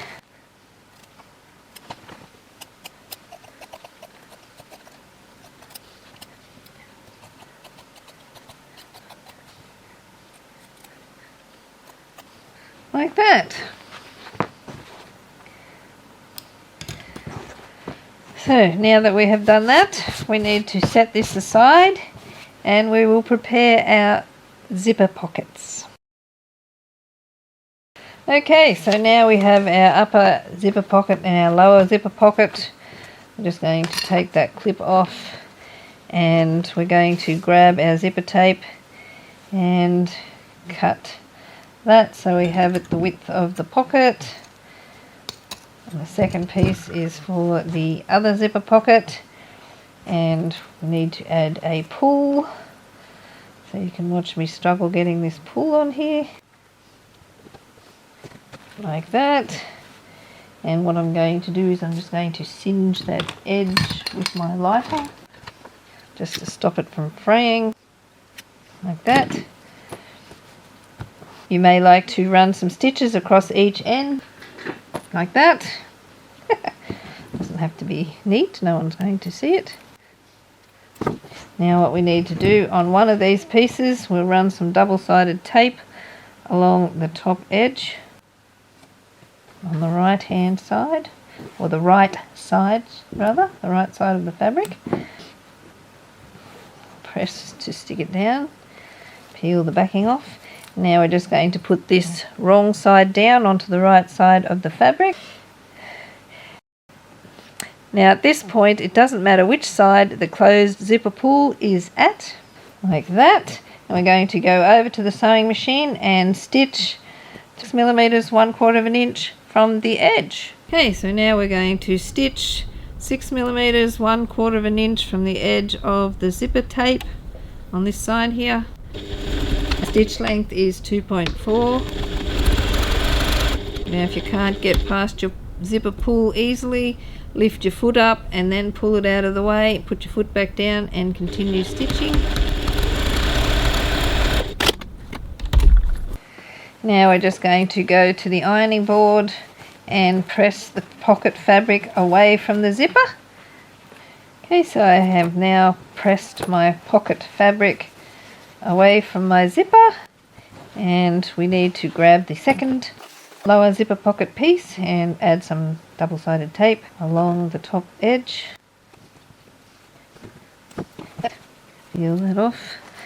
Now we're just going to place this right sides together, wrong side of the zipper tape down, lining up those side edges, and the top of the tape goes at the top of the pocket, and stick in place.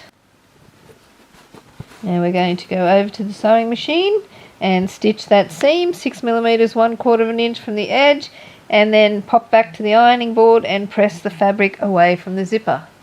Okay, stitching the second side of my zipper tape on, 6 millimeters 1/4 inch from the edge of the zipper tape.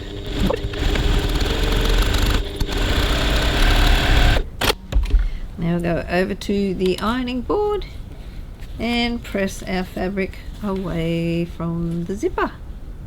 Now that we have that done like that, our zipper pocket, we can put that aside, our lower zipper pocket. Do the same for our upper zipper pocket. We need to add a zipper pull here. There we go.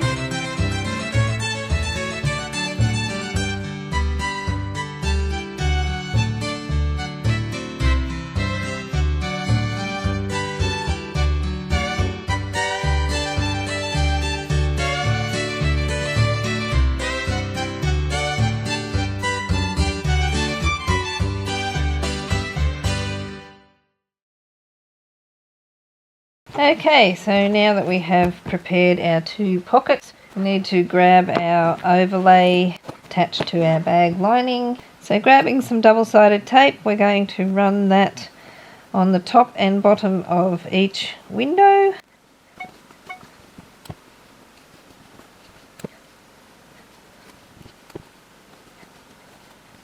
And grab your lower zipper pocket. Now you need to work out which side you want your zipper to open from. I'm just going to put mine opening from left to right.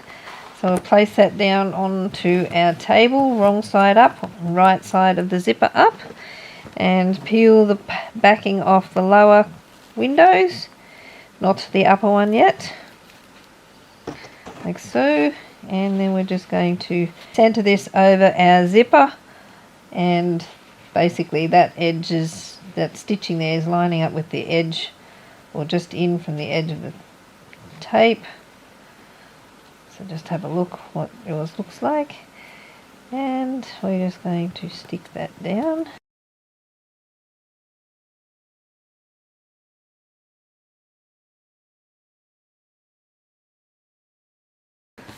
So once you're happy with that placement, we're going to go over to the sewing machine and stitch around that window. I'm just going to pin this top pocket piece out of the way, and the bottom one is not pinnable because that's in the road, so just going to have to make sure that that stays downwards when we stitch. Okay, so now we're going to top stitch all the way around our bottom or our lower zipper pocket window, and I'm stitching 3mm 1/8 of an inch from the edge of the window. Now you can pull the threads through and knot them off at the back, or you can back stitch just to lock it in place, and that's what I'm going to do, and just make sure that that lower zipper pocket fabric is out of the way.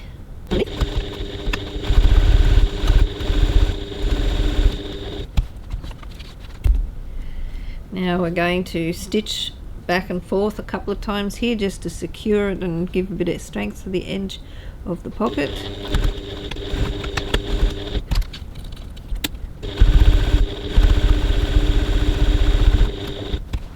Stitching back and forth a couple of times. And back to where we started. Like that. So I'm just going to remove this pin, flip it back over, and we're folding this down, and we will cut this excess zipper pocket fabric off down at the bottom here, so it's level with the other fabric. And I'm just going to flip it over here, and I'm just going to pin the two sides, lining up those fabric edges, and we're pinning from this side because we're going to stitch from this side like that. And then we're going to go over to the sewing machine and we're going to bend this back, and it's a bit stiff but it's doable, and stitch the side and then stitch the bottom and then stitch the other side. So now we're going to stitch the sides of that lower pocket. I'm just going to bend that back out of the way. I'm stitching 1 cm 3/8 of an inch seam allowance, stitch length of 2.4. Just bend that out of the way. It's a bit stiff but it's doable. Pivot. Now we're going to stitch the bottom of the pocket thing.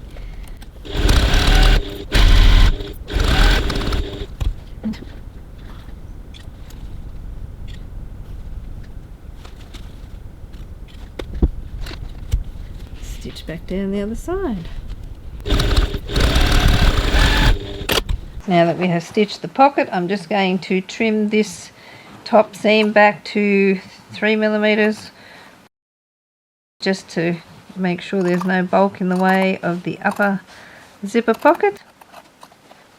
Make sure you're only cutting the pocket fabric and the zipper tape along there, nothing else. Now if you're worried about your zipper tape not being one that can be trimmed, don't trim it. Some of them don't, they fray, but I'm just going to trim mine down a bit because mine's not the sort that frays. Now retrieve your upper zipper pocket and place the opening side of the zipper on the left so it matches the other one, and we'll pull that backing off.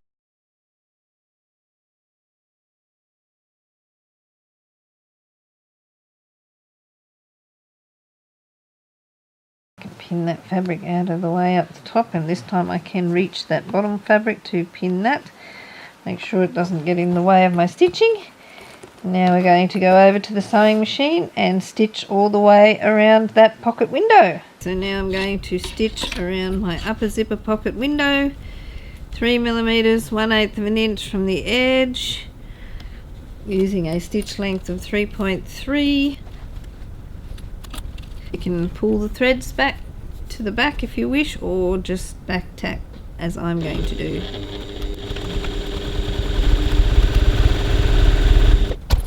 Stitch back and forth a couple of times across the zipper. Make sure that's seam right.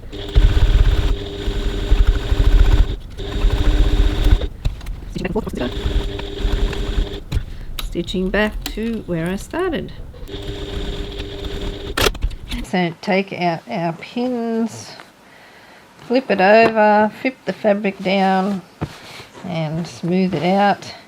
Trim off this lower fabric like so. I'm going to be stitching from this side, so I'm going to pin from this side.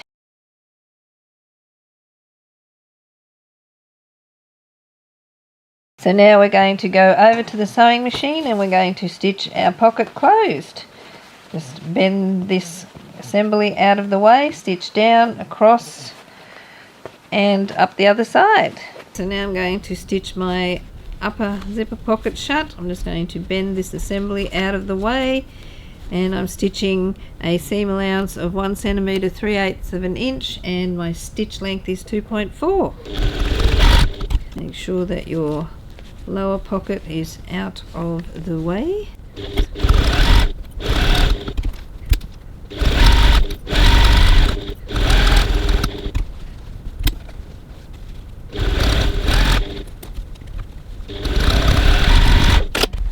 Like that.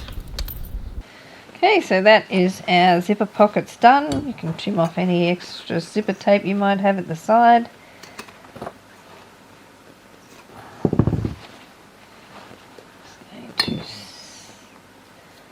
Singe that off like that, and there we have our pockets. One pocket, it's a deeper one, and then a smaller one, not so deep, for coins. And put your notes in there, your cards in there, and there you have it. Retrieve our 14-inch 36 centimetre number 5 zipper, which we're going to use for our top closure. Add a pull if you haven't already, and on the closed end of your zipper run some stitches backwards and forwards just to stop that pull coming off. Retrieve your zipper panel pieces. Now on the exterior pieces we're going to draw a line across down each side, 12 millimeters or half an inch from the edge, and we're going to do the same on the lining, except we're going to do that on the wrong side of the lining. So grab some sort of marking pen.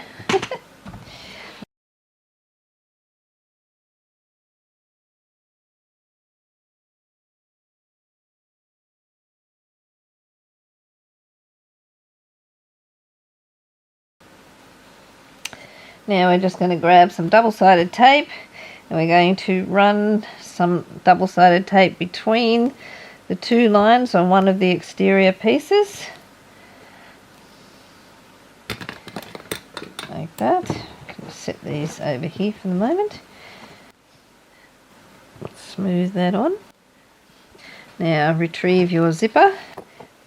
Peel that backing off. So we're going to place this wrong side down and we're just going to leave this end poking out about 12 millimeters, half an inch, something like that, past the end. Like that. Press to stick it in place. Now we're going to bend this end of the zipper around at a 90-degree angle and we're going to place it so that the teeth are just on the inside of that line that we drew before, like so. And then I'm just going to pop a pin in there to hold it in place. Now there are various ways of doing this. I've seen people that have melted the ends with a lighter and looks like it works pretty good too. But I'm not going to burn myself in front of the camera here. So I'm just going to pin that to hold. Now what we're going to do is just pop over to the machine and baste that in place so that that stays put. Now I'm just basting that bent tape so it stays where I've put it. Just going to make it 3 millimeters, 1/8 of an inch from the edge. And I'm just going to draw a 1 centimeter stitching guide line along here just to make it easier in the next step. So this is 1 centimetre 3/8 of an inch. Now we're just going to open this zipper pull and get it out of the way, and pull that tail out of the way. Grabbing the double-sided tape, I'm just going to run some double-sided tape on top of that zipper tape up to that 1/2 inch mark, 12 millimetre mark. Press that down, peel that off, and now we're just going to lay that down on top, lining those edges up. Now we're going to go over to the sewing machine and we're going to stitch up here and across here and end there, and then we're just going to go back and reinforce that point there. So now I'm going to stitch my zipper panels now on that line that we have drawn there. My stitch length is 2.4.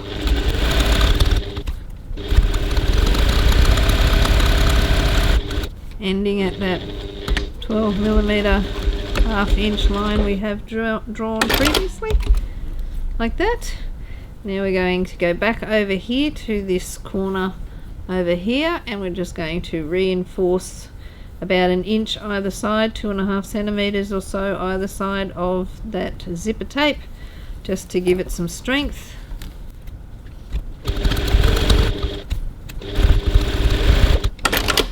So now that we have stitched that, we need to trim this excess zipper tape off, and we're going to trim this corner and this seam, trim it down a bit. And grabbing some double-sided tape, we're going to fold these short ends under. You can press with an iron if you don't want to use double-sided tape or glue based. Folding it back to that, well, that's obviously wider than that.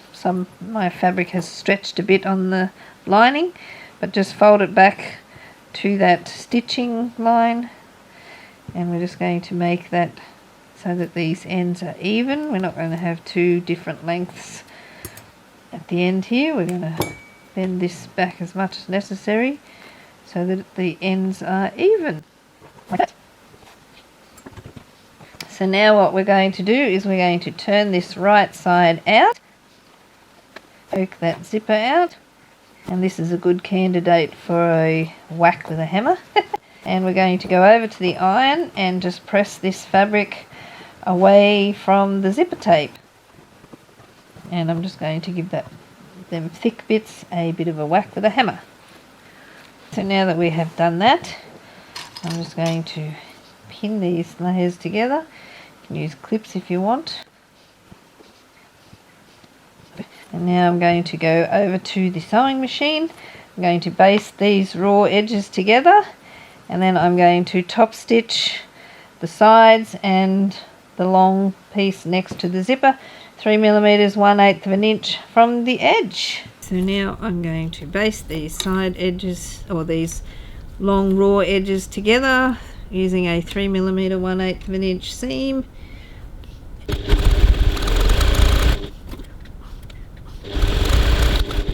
I'm going to top stitch up the side here, and this is a little bit curved because it didn't come fully out. That's okay, as long as both sides match, that's all that matters.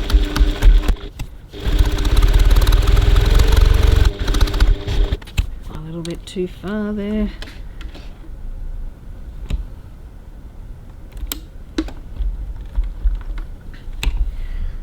And stitch these two ends together like that. Okay, so now we need to repeat the process for the other side of the zipper.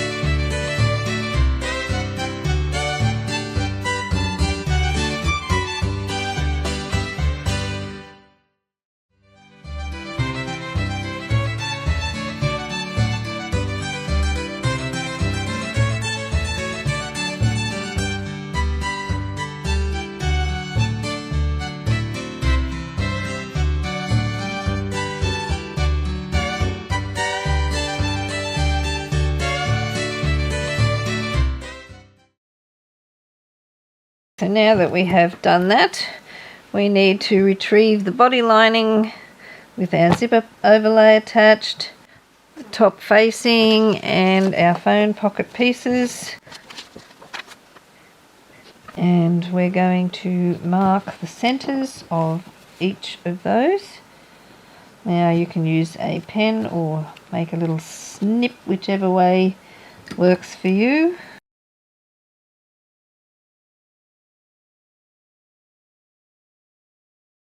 Well, that's dark there, so in this case I'm going to make a little snip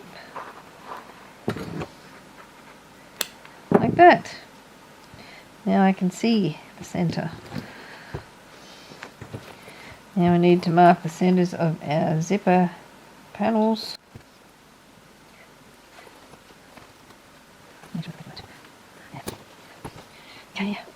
So now I'm going to want my zipper opening. This is the back of the bag, so I'm going to be wanting my opening side to be on this side here, so when it's up against my body it's on my right side because I'm right-handed and I carry my bag on my right. So I'm going to place that right sides together there. I mean lining side down, not right sides together, lining side down. Clip these sides, making the raw edges even.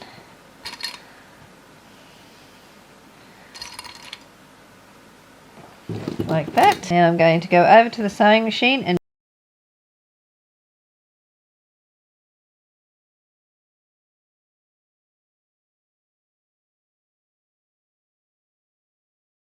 stitch length doesn't matter.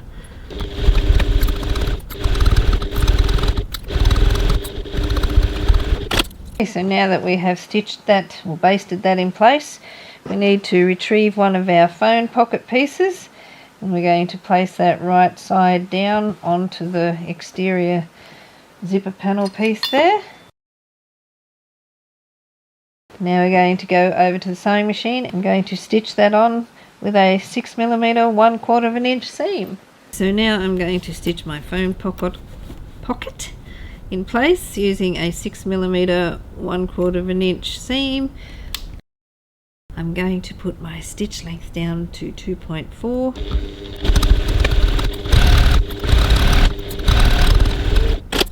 Okay, so before I came back here I went and pressed that pocket away from my zipper panel and body lining.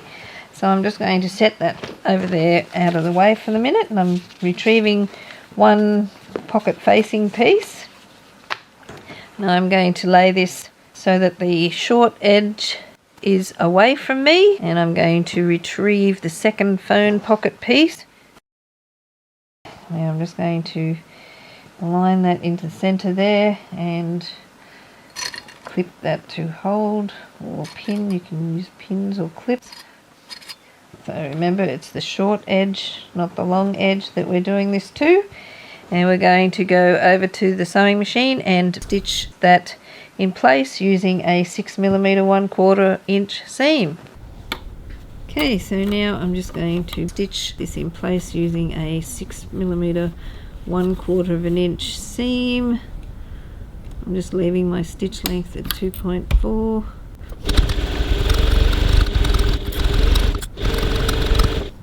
Like that. Now I'm going to go over to the iron and I'm going to press my pocket down away from the facing. Okay, so now we have stitched that in place. We need to retrieve this assembly again, and what we're going to do, always make sure that those pockets are down out of the way.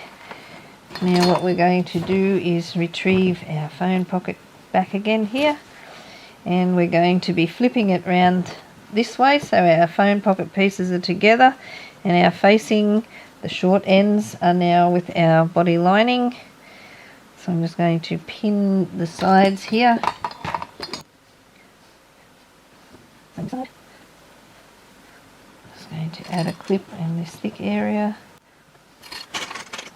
Same on this side. And what we need to do is make a mark 1 centimetre in from this point here, and the same on this side. and our stitching line is 1 centimetre, so it's going to come up to there like that. Now I'm just going to pin those 2 pocket pieces together like that. Now we're going to go over to the sewing machine and we're going to stitch over to that mark there, and then we're going to back tack each time so it's nice and secure. Same here, back tack here and then stitch to the end. So now I'm going to stitch my facing onto my body lining, and I'm going to use a seam allowance of 1 centimetre 3/8 of an inch, and my stitch length is 2.4.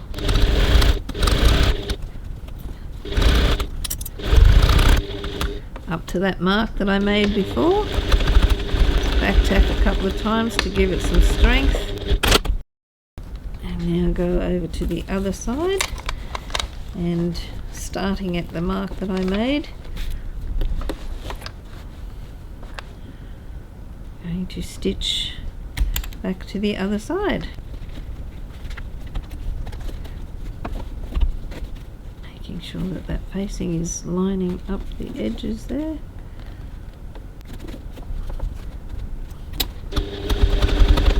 Back tacking a couple of times to make that nice and strong.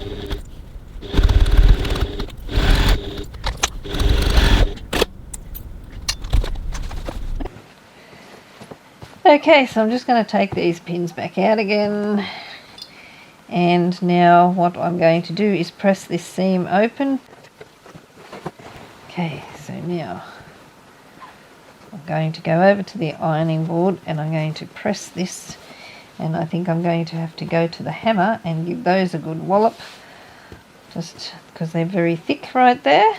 Okay, you should be able to see a little bit of your exterior fabric in that gap there, so they should be matching up, but you should have a small amount of fabric showing there, like 3mm 1/8 of an inch on either side of that phone pocket.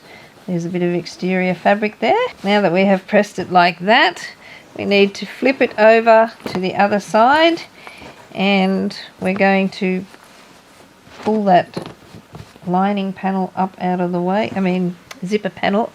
We're going to pull that zipper panel up out of the way, and I'm just going to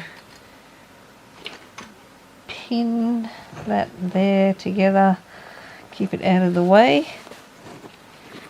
Make sure the other pocket is laying downwards. You can clip it to some of them pockets underneath if you want to, just to make sure that that phone pocket stays where it should. I might even close that so it's not flopping around all over the place like that. And now we're going to go over to the sewing machine and we're going to top stitch 3mm 1/8 of an inch from that seam there on the lining side. I did give those thick seams a really good wallop before. They don't feel so thick now. So with our phone pocket pieces out of the way on the wrong side, we're flipping it over to the right side, and with our zipper panel pinned up out of the way, we're going to top stitch 3mm 1/8 of an inch from this edge. I'm just going to change to my zipper foot, makes it easier. And for the next seam you will need to use a zipper foot.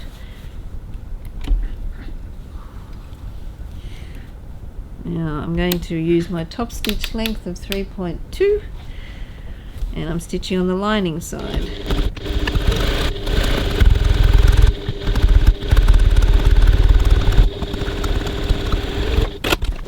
Like that.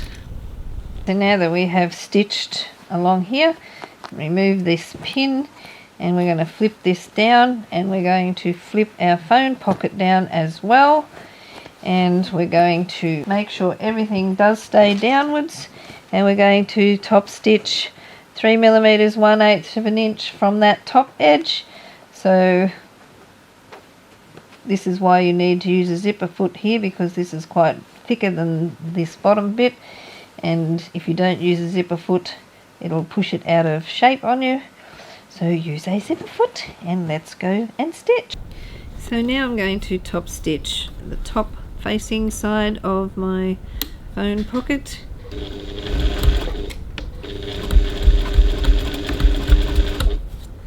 Everything is flipped downwards out of the way, and I'm using a zipper foot because otherwise it's very easy to go wonky when you get to this bulky part. If you're using a normal foot, it doesn't work very well, so a zipper foot is a must. And I say go very slow along here so that you can get your neatest job and keep those phone pocket pieces downward.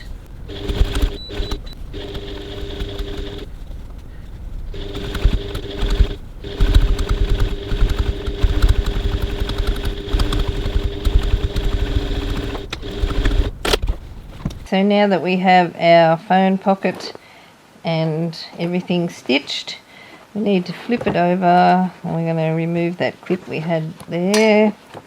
And what we're going to do is we're going to fold our body pieces on that seam that we made before, and it's pressed open, and we're just going to fold that down, and we're just going to clip that to hold. And our pocket pieces are facing away here, and we can pin those together and clip these two pieces on this side as well to hold that. Now with our phone pockets pinned like that, we're going to go over to the sewing machine and we're going to stitch down and across and up to close off our phone pocket. So now we're going to stitch our phone pocket closed. We're going to start up this top edge as close as we can get to that bulky seam there. Doesn't matter if you don't get all the way, your phone's not going to fall out of that little gap. But it might help to have a hump jumper there to start off with. Oh, and my stitch length back to 2.4.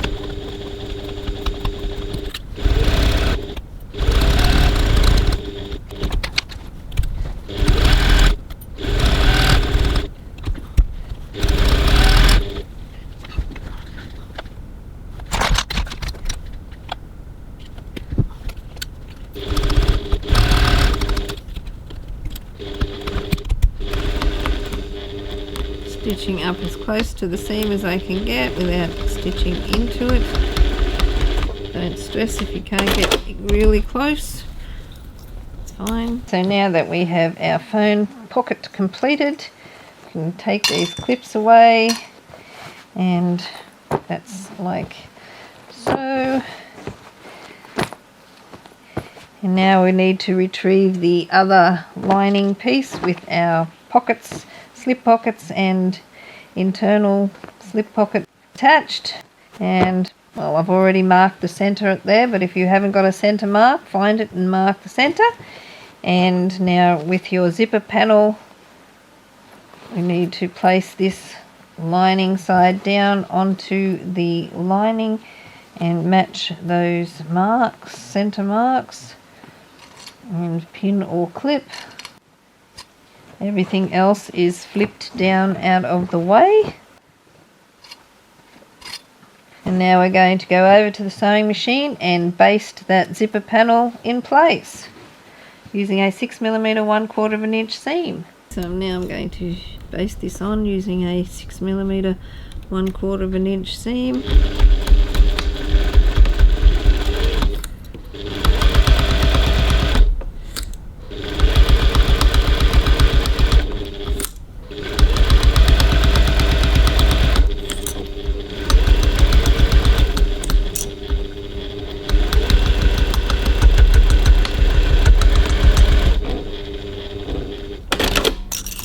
So now that we've basted that in place, we need to retrieve the remaining top facing piece, and we're going to place this right sides together with the zipper panel sandwiched in between, and we're just going to pin or clip that in place. I'm just going to put some pins here where it's thin.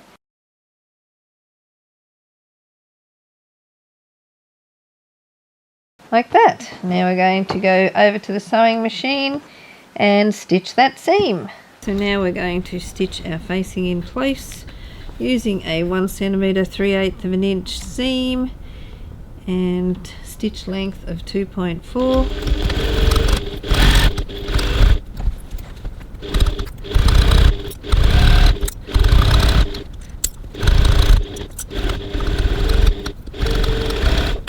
So now that we have stitched that seam, we need to press this seam open like we did on the other side, and I'm going to give that thick bit of wallop again, but it's not as thick as the other side because it hasn't got the foam pocket pieces in it, but I'm going to give that a wallop anyway and press this open like so. And with any of these seams, when you press them open, if you're using leather or vinyl or cork or something that you can't press, you would use double-sided tape to hold. Okay, so now that we have pressed that seam open, we're going to flip it over this side and we're going to stitch 3 millimeters 1/8 of an inch on the lining side. Then we're going to flip this top thing down, and with the seam still open, we're going to stitch 3 millimeters 1/8 of an inch on the top side. So now with everything flipped out of the way, we're going to stitch on the lining side. I'm going to do it around this way so the bolt's hanging off the machine. Make sure that my pockets aren't in the road though. And stitching on the lining side, making sure there's no pockets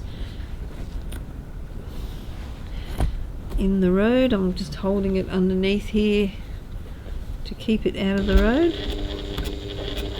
and my stitch length is 3.2.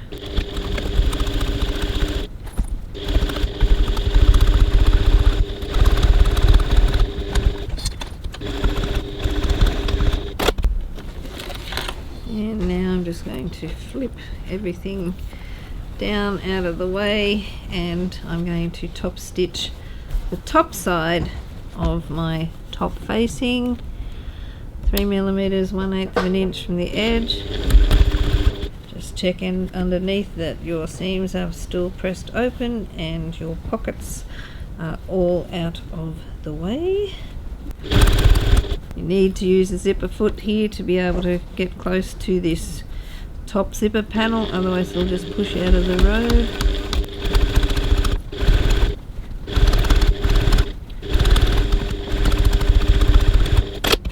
Like that.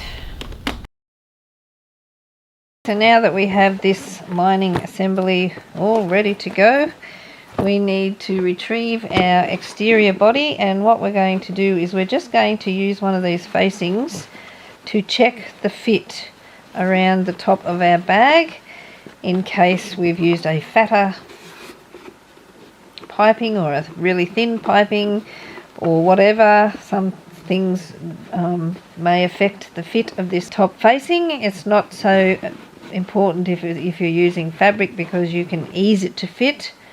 Now allow for your 1 centimeter seam allowance at each side, and then just clip it around just to check that it's going to be at least reasonably close to the fit. And it may need, like I said, more adjustments if you are using vinyl or leather or something that doesn't stretch or give at all. Remember to pull those piping seams out. And that's pretty close. I'm not going to worry about changing anything for that. I'm going to be able to stretch that to fit. So now I'll just take those back off again. Now if it was too big, you would need to trim your seam a bit, and if it was too small, then you're going to need to stitch a narrower seam allowance. So now we need to do our side seams. So what we're going to do is line those seams up at the sides. I'm going to use some pins. And before I forget any further, open your zipper panel. like that. I'll keep it down out of the way.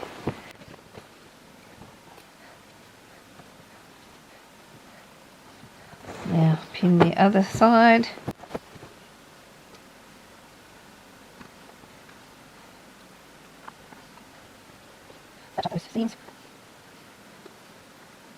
Like that. Now everything is pinned. Now we're going to go over to the sewing machine and stitch the two sides.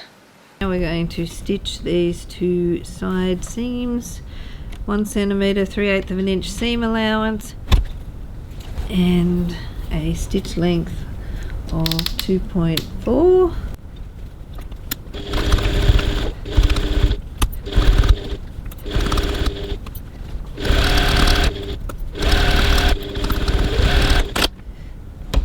Now stitching the other side.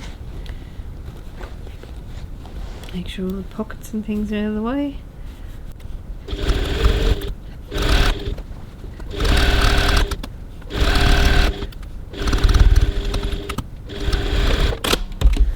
Okay, so now we're going to go over to the ironing board and press these lining seams open. So first we need to mark the centres of the front and back of this. The lining. The top of the lining. It's going to make some little snips.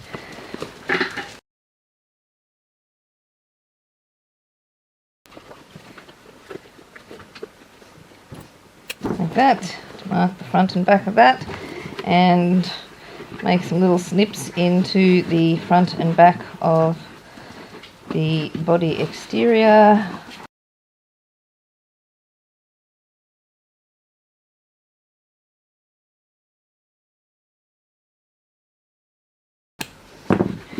Like that.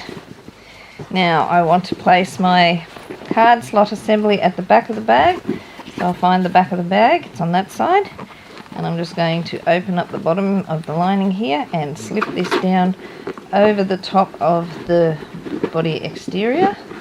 The straps are hanging down. Slide that over like so.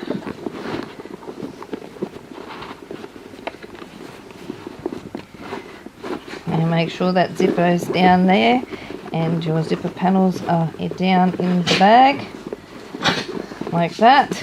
Now we're going to manipulate that around a bit and pull that down a bit further.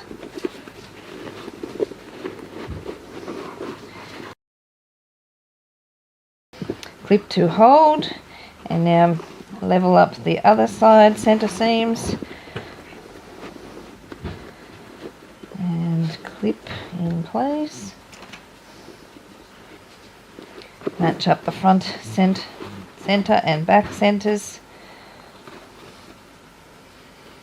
And clip. Or if you're using fabric, you could also add a pin. It's a little bit stronger. Just need to pull things around a bit.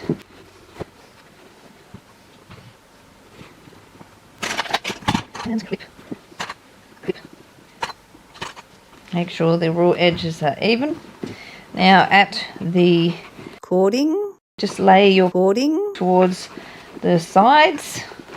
Make sure you do that on each corner because you want them going the same direction.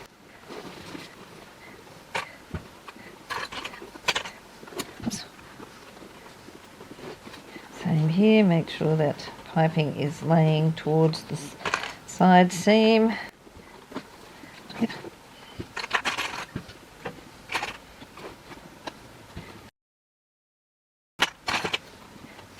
Running out of the nice big clips. Lots of clips. Better hold.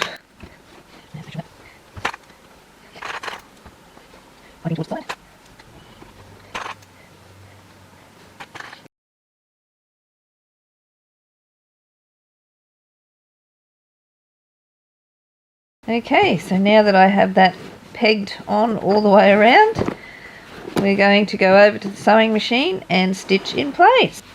Now I like to just put my hand in up to the bottom and make sure I can feel my zipper tail there, and got my handles and my zip panels down, and on this side, handle, zipper panel. Just like to make sure everything is out of the way and of my stitching. And now we shall go over to the sewing machine and stitch.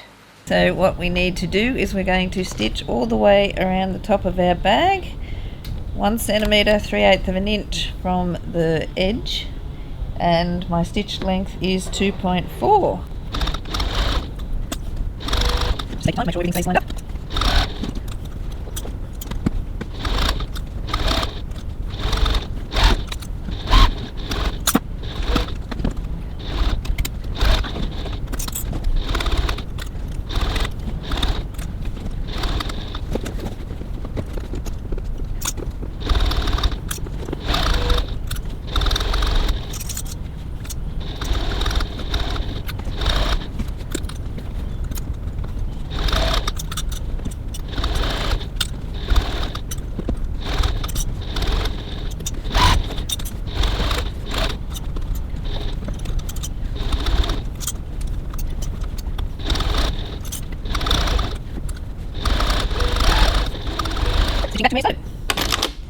And there we have it. We have the top of our bag. So now that I have stitched the top of my bag, we're going to just simply pull the lining over the top, so we don't have to turn our very thick and stiff exterior.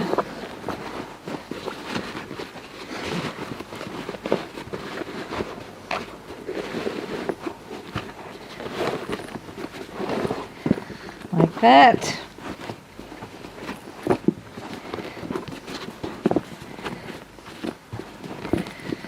Now what we need to do is just push that down into the bag.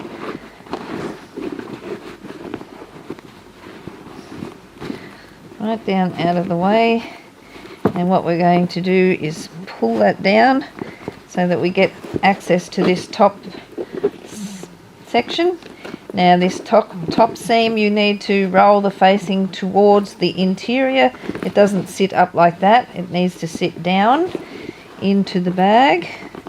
I'm just going to use our fingers to manipulate that seam all the way around to make sure it sits right at the top like that, and no gap. And we're going to add some clips to hold it.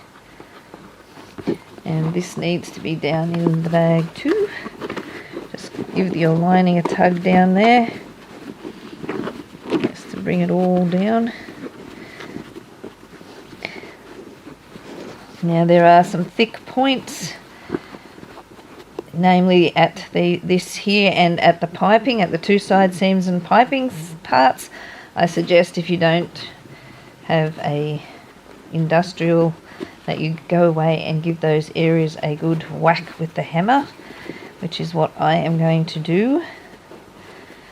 I'm just going to roll it first, and I'm just going to pop away and give those areas some whacks with a hammer. It's actually very surprising how much easier it is to sew thick seams when you've whacked them with the hammer. So don't be afraid to do that on whatever bag you're making, but always remember to cover your work with something like scrap of material first. Push your phone pocket down into the phone pocket. Make sure it's down out of the way and not getting caught up under the facing. And continue to clip all the way around. You could actually even hammer these edges all the way around lightly. If you're using vinyl or leather or something, it'll help it to sit.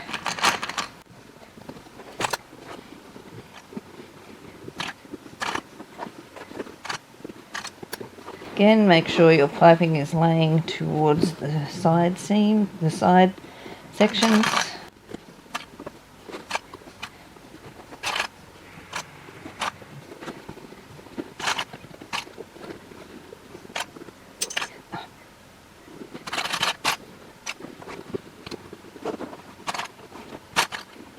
Keep smoothing that down like that.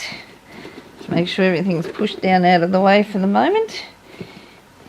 going to make sure that that zipper panel is down. We don't want to stitch that into our stitching. And we're going to go over to the sewing machine and we're going to top stitch 6 millimeters 1/4 of an inch from the top of our bag all the way around. So now I've put a top stitch needle in here because I find that that's great for top stitching around the top of the bag so that you don't get skipped stitches, which often happens when you're stitching thick materials. And also another word of advice, and I'm speaking from experience here, check that you have enough bobbin thread to go around the top of your bag, especially if you're stitching leather or vinyl, because you don't want to get to the other end and then realize you've stitched without any bobbin thread. So I'm going to start at the back of the bag, and we're stitching at a seam width of 6 millimeters 1/4 of an inch, and my top stitch length is 3.3. And just make sure that your zipper panel is pushed down out of the way and not underneath where it's going to catch in your stitching.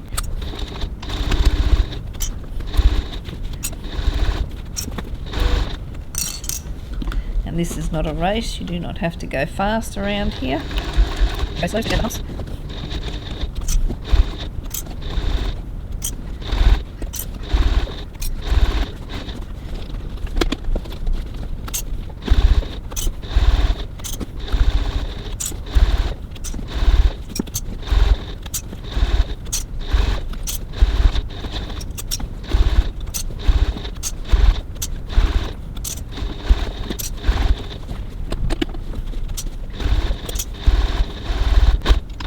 back to where you started. So now that we have finished top stitching around the top of our bag, we need to close the bottom of our lining. So going in through our open internal slip pocket, we're going to grab the lining pieces, the bottom of both sides of the lining, and we're going to pull it out through this pocket. And it's a good idea to pull the pocket fabric out as well. And it just need to keep manipulating that out, because the slip pockets and the zipper overlay are a bit bulky. It does take a little bit of maneuvering around to get this out, but you only need to get it out far enough so that you can access this lining to close it.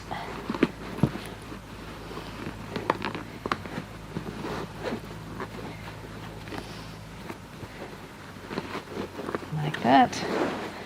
So we have it out like so, and now we're just going to pin or clip the bottom. I'm going to pin because I just find it holds it better.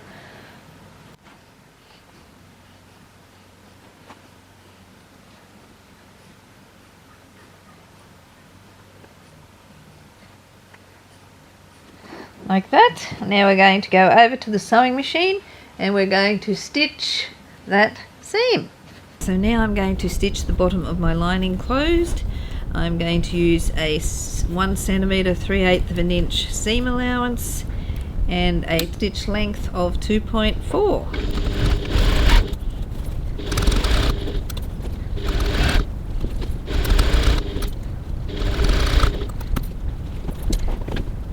This does tend to pull a bit, so you just need to make sure your layers stay aligned.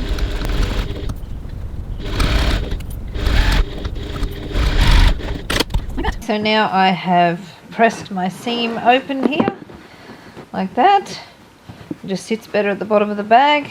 We're going to now form our corners, and we just do that by, it's a bit hard here into this video. We need to pull these sides out, underneath the camera. Pull them sides out so it's nice and flat. Line up those two lining seams, and I'm going to pin because I find it holds it better, but you can use clips. And just a note, we're going to be stitching this at 6 millimeters 1/4 of an inch, not the usual 1 centimeter 3/8 of an inch seam. Now we'll do the same on the other side.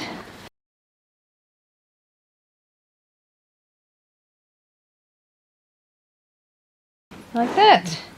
Now we're going to go over to the sewing machine and we're going to stitch those corners.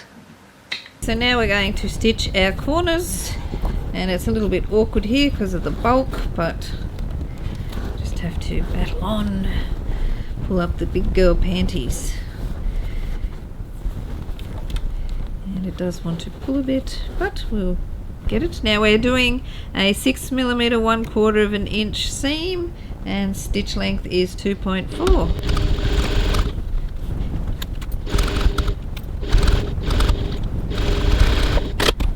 Like that. Now the other side, just make sure you pull it out and get it all right. 6mm 1/4 of an inch seam. This pin out of the way.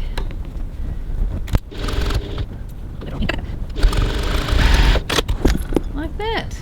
Now that we have stitched our corner seams, we're pushing that wool back down inside the bag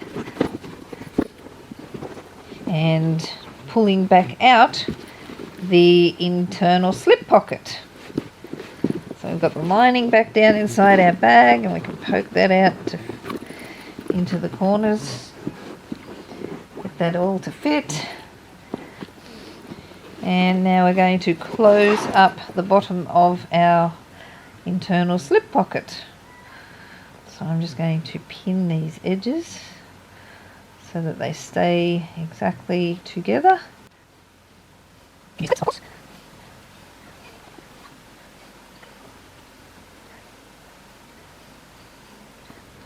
Now just before I stitch, I'm going to go and wallop those corners just to make them a bit flatter so that it's easier to stitch and it sits better inside the pocket. So then we'll go and stitch that seam right next to the edge, or as close as you can without sort of running off and missing the edges. So now I'm going to stitch this bottom seam of my internal slip pocket, and I'm going to stitch as close as I can to the edge without going over the edge, and I'm trying to keep my edges aligned. My stitch length is 3.2.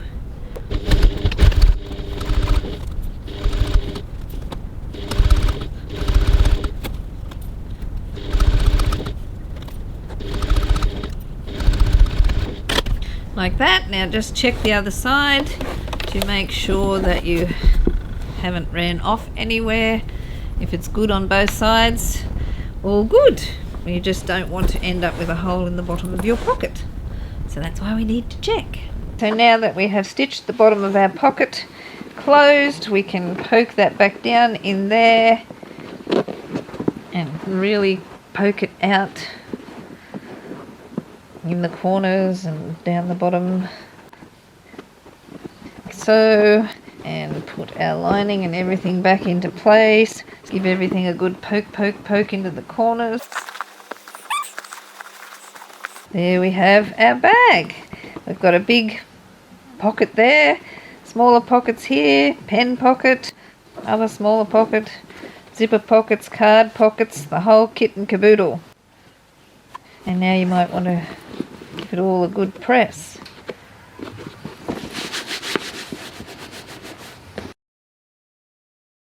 So now I'm going to add my zipper end onto my zipper tape. So I need to get this little screw out of here. And I'm actually going to, normally I'd use E6000 glue, something like that. So, but I haven't got any, so I'm just going to stick some of this in here. I'm not quite sure how well it will hold in here, but I figure any glue is better than no glue. So what I do is fold that side over, and wrap that around that teeth like that, and then put it in, making sure that you're getting it the right way.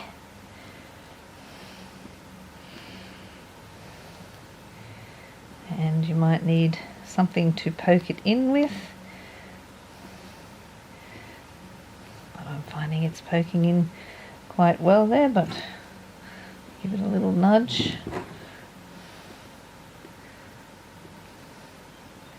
Some of that glue squeezed out, like that. And now I'm going to put my screw in, and I find that if I just grab my awl and poke down in there a bit, it helps the screw go in. Little tiny screw, don't need that hair, like that. And there we have the zipper on our bag, like that. I like to pop it down inside there, but I need to trim those threads. Unfortunately, due to a camera malfunction, I don't have any video of adding the strap tabs, so please refer to the pattern for more details on how to do it. Sorry about that. Okay, so now I have added my rivets and I've put my strap on, and there we have it. We are done and dusted. We have a nice finished bag. We have our quick access phone pocket up the side. There, you can't see it from the outside, nobody will know it's there, and you can grab it really quickly when it rings.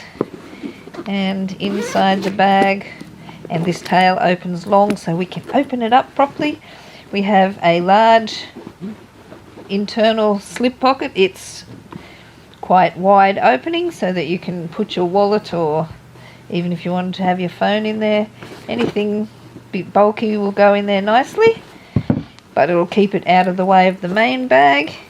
And in here we have lots of pockets so you can stash other goodies, and we've got quite a roomy space there. And over this side we've got our card slot assembly. We've got a large zipper pocket here on the top which you could put anything at all in there, and the next one here we've got a smaller shallower pocket which is perfect for coins. Then we've got a notes pocket and 4 card slots. So there we have it. Now if you don't like the idea of a large open slip pocket on the side, you can, during construction, you can add a cam snap, but you need to do it during construction, not at the end, otherwise you'll have a button on the front of your bag. So just be aware that that is how this is. If you don't like that feature, add the snap. So there we have it. One Boxed Bliss. Ready to go. We have our nice bag feet on the bottom, handle straps, and a detachable shoulder strap. We're done.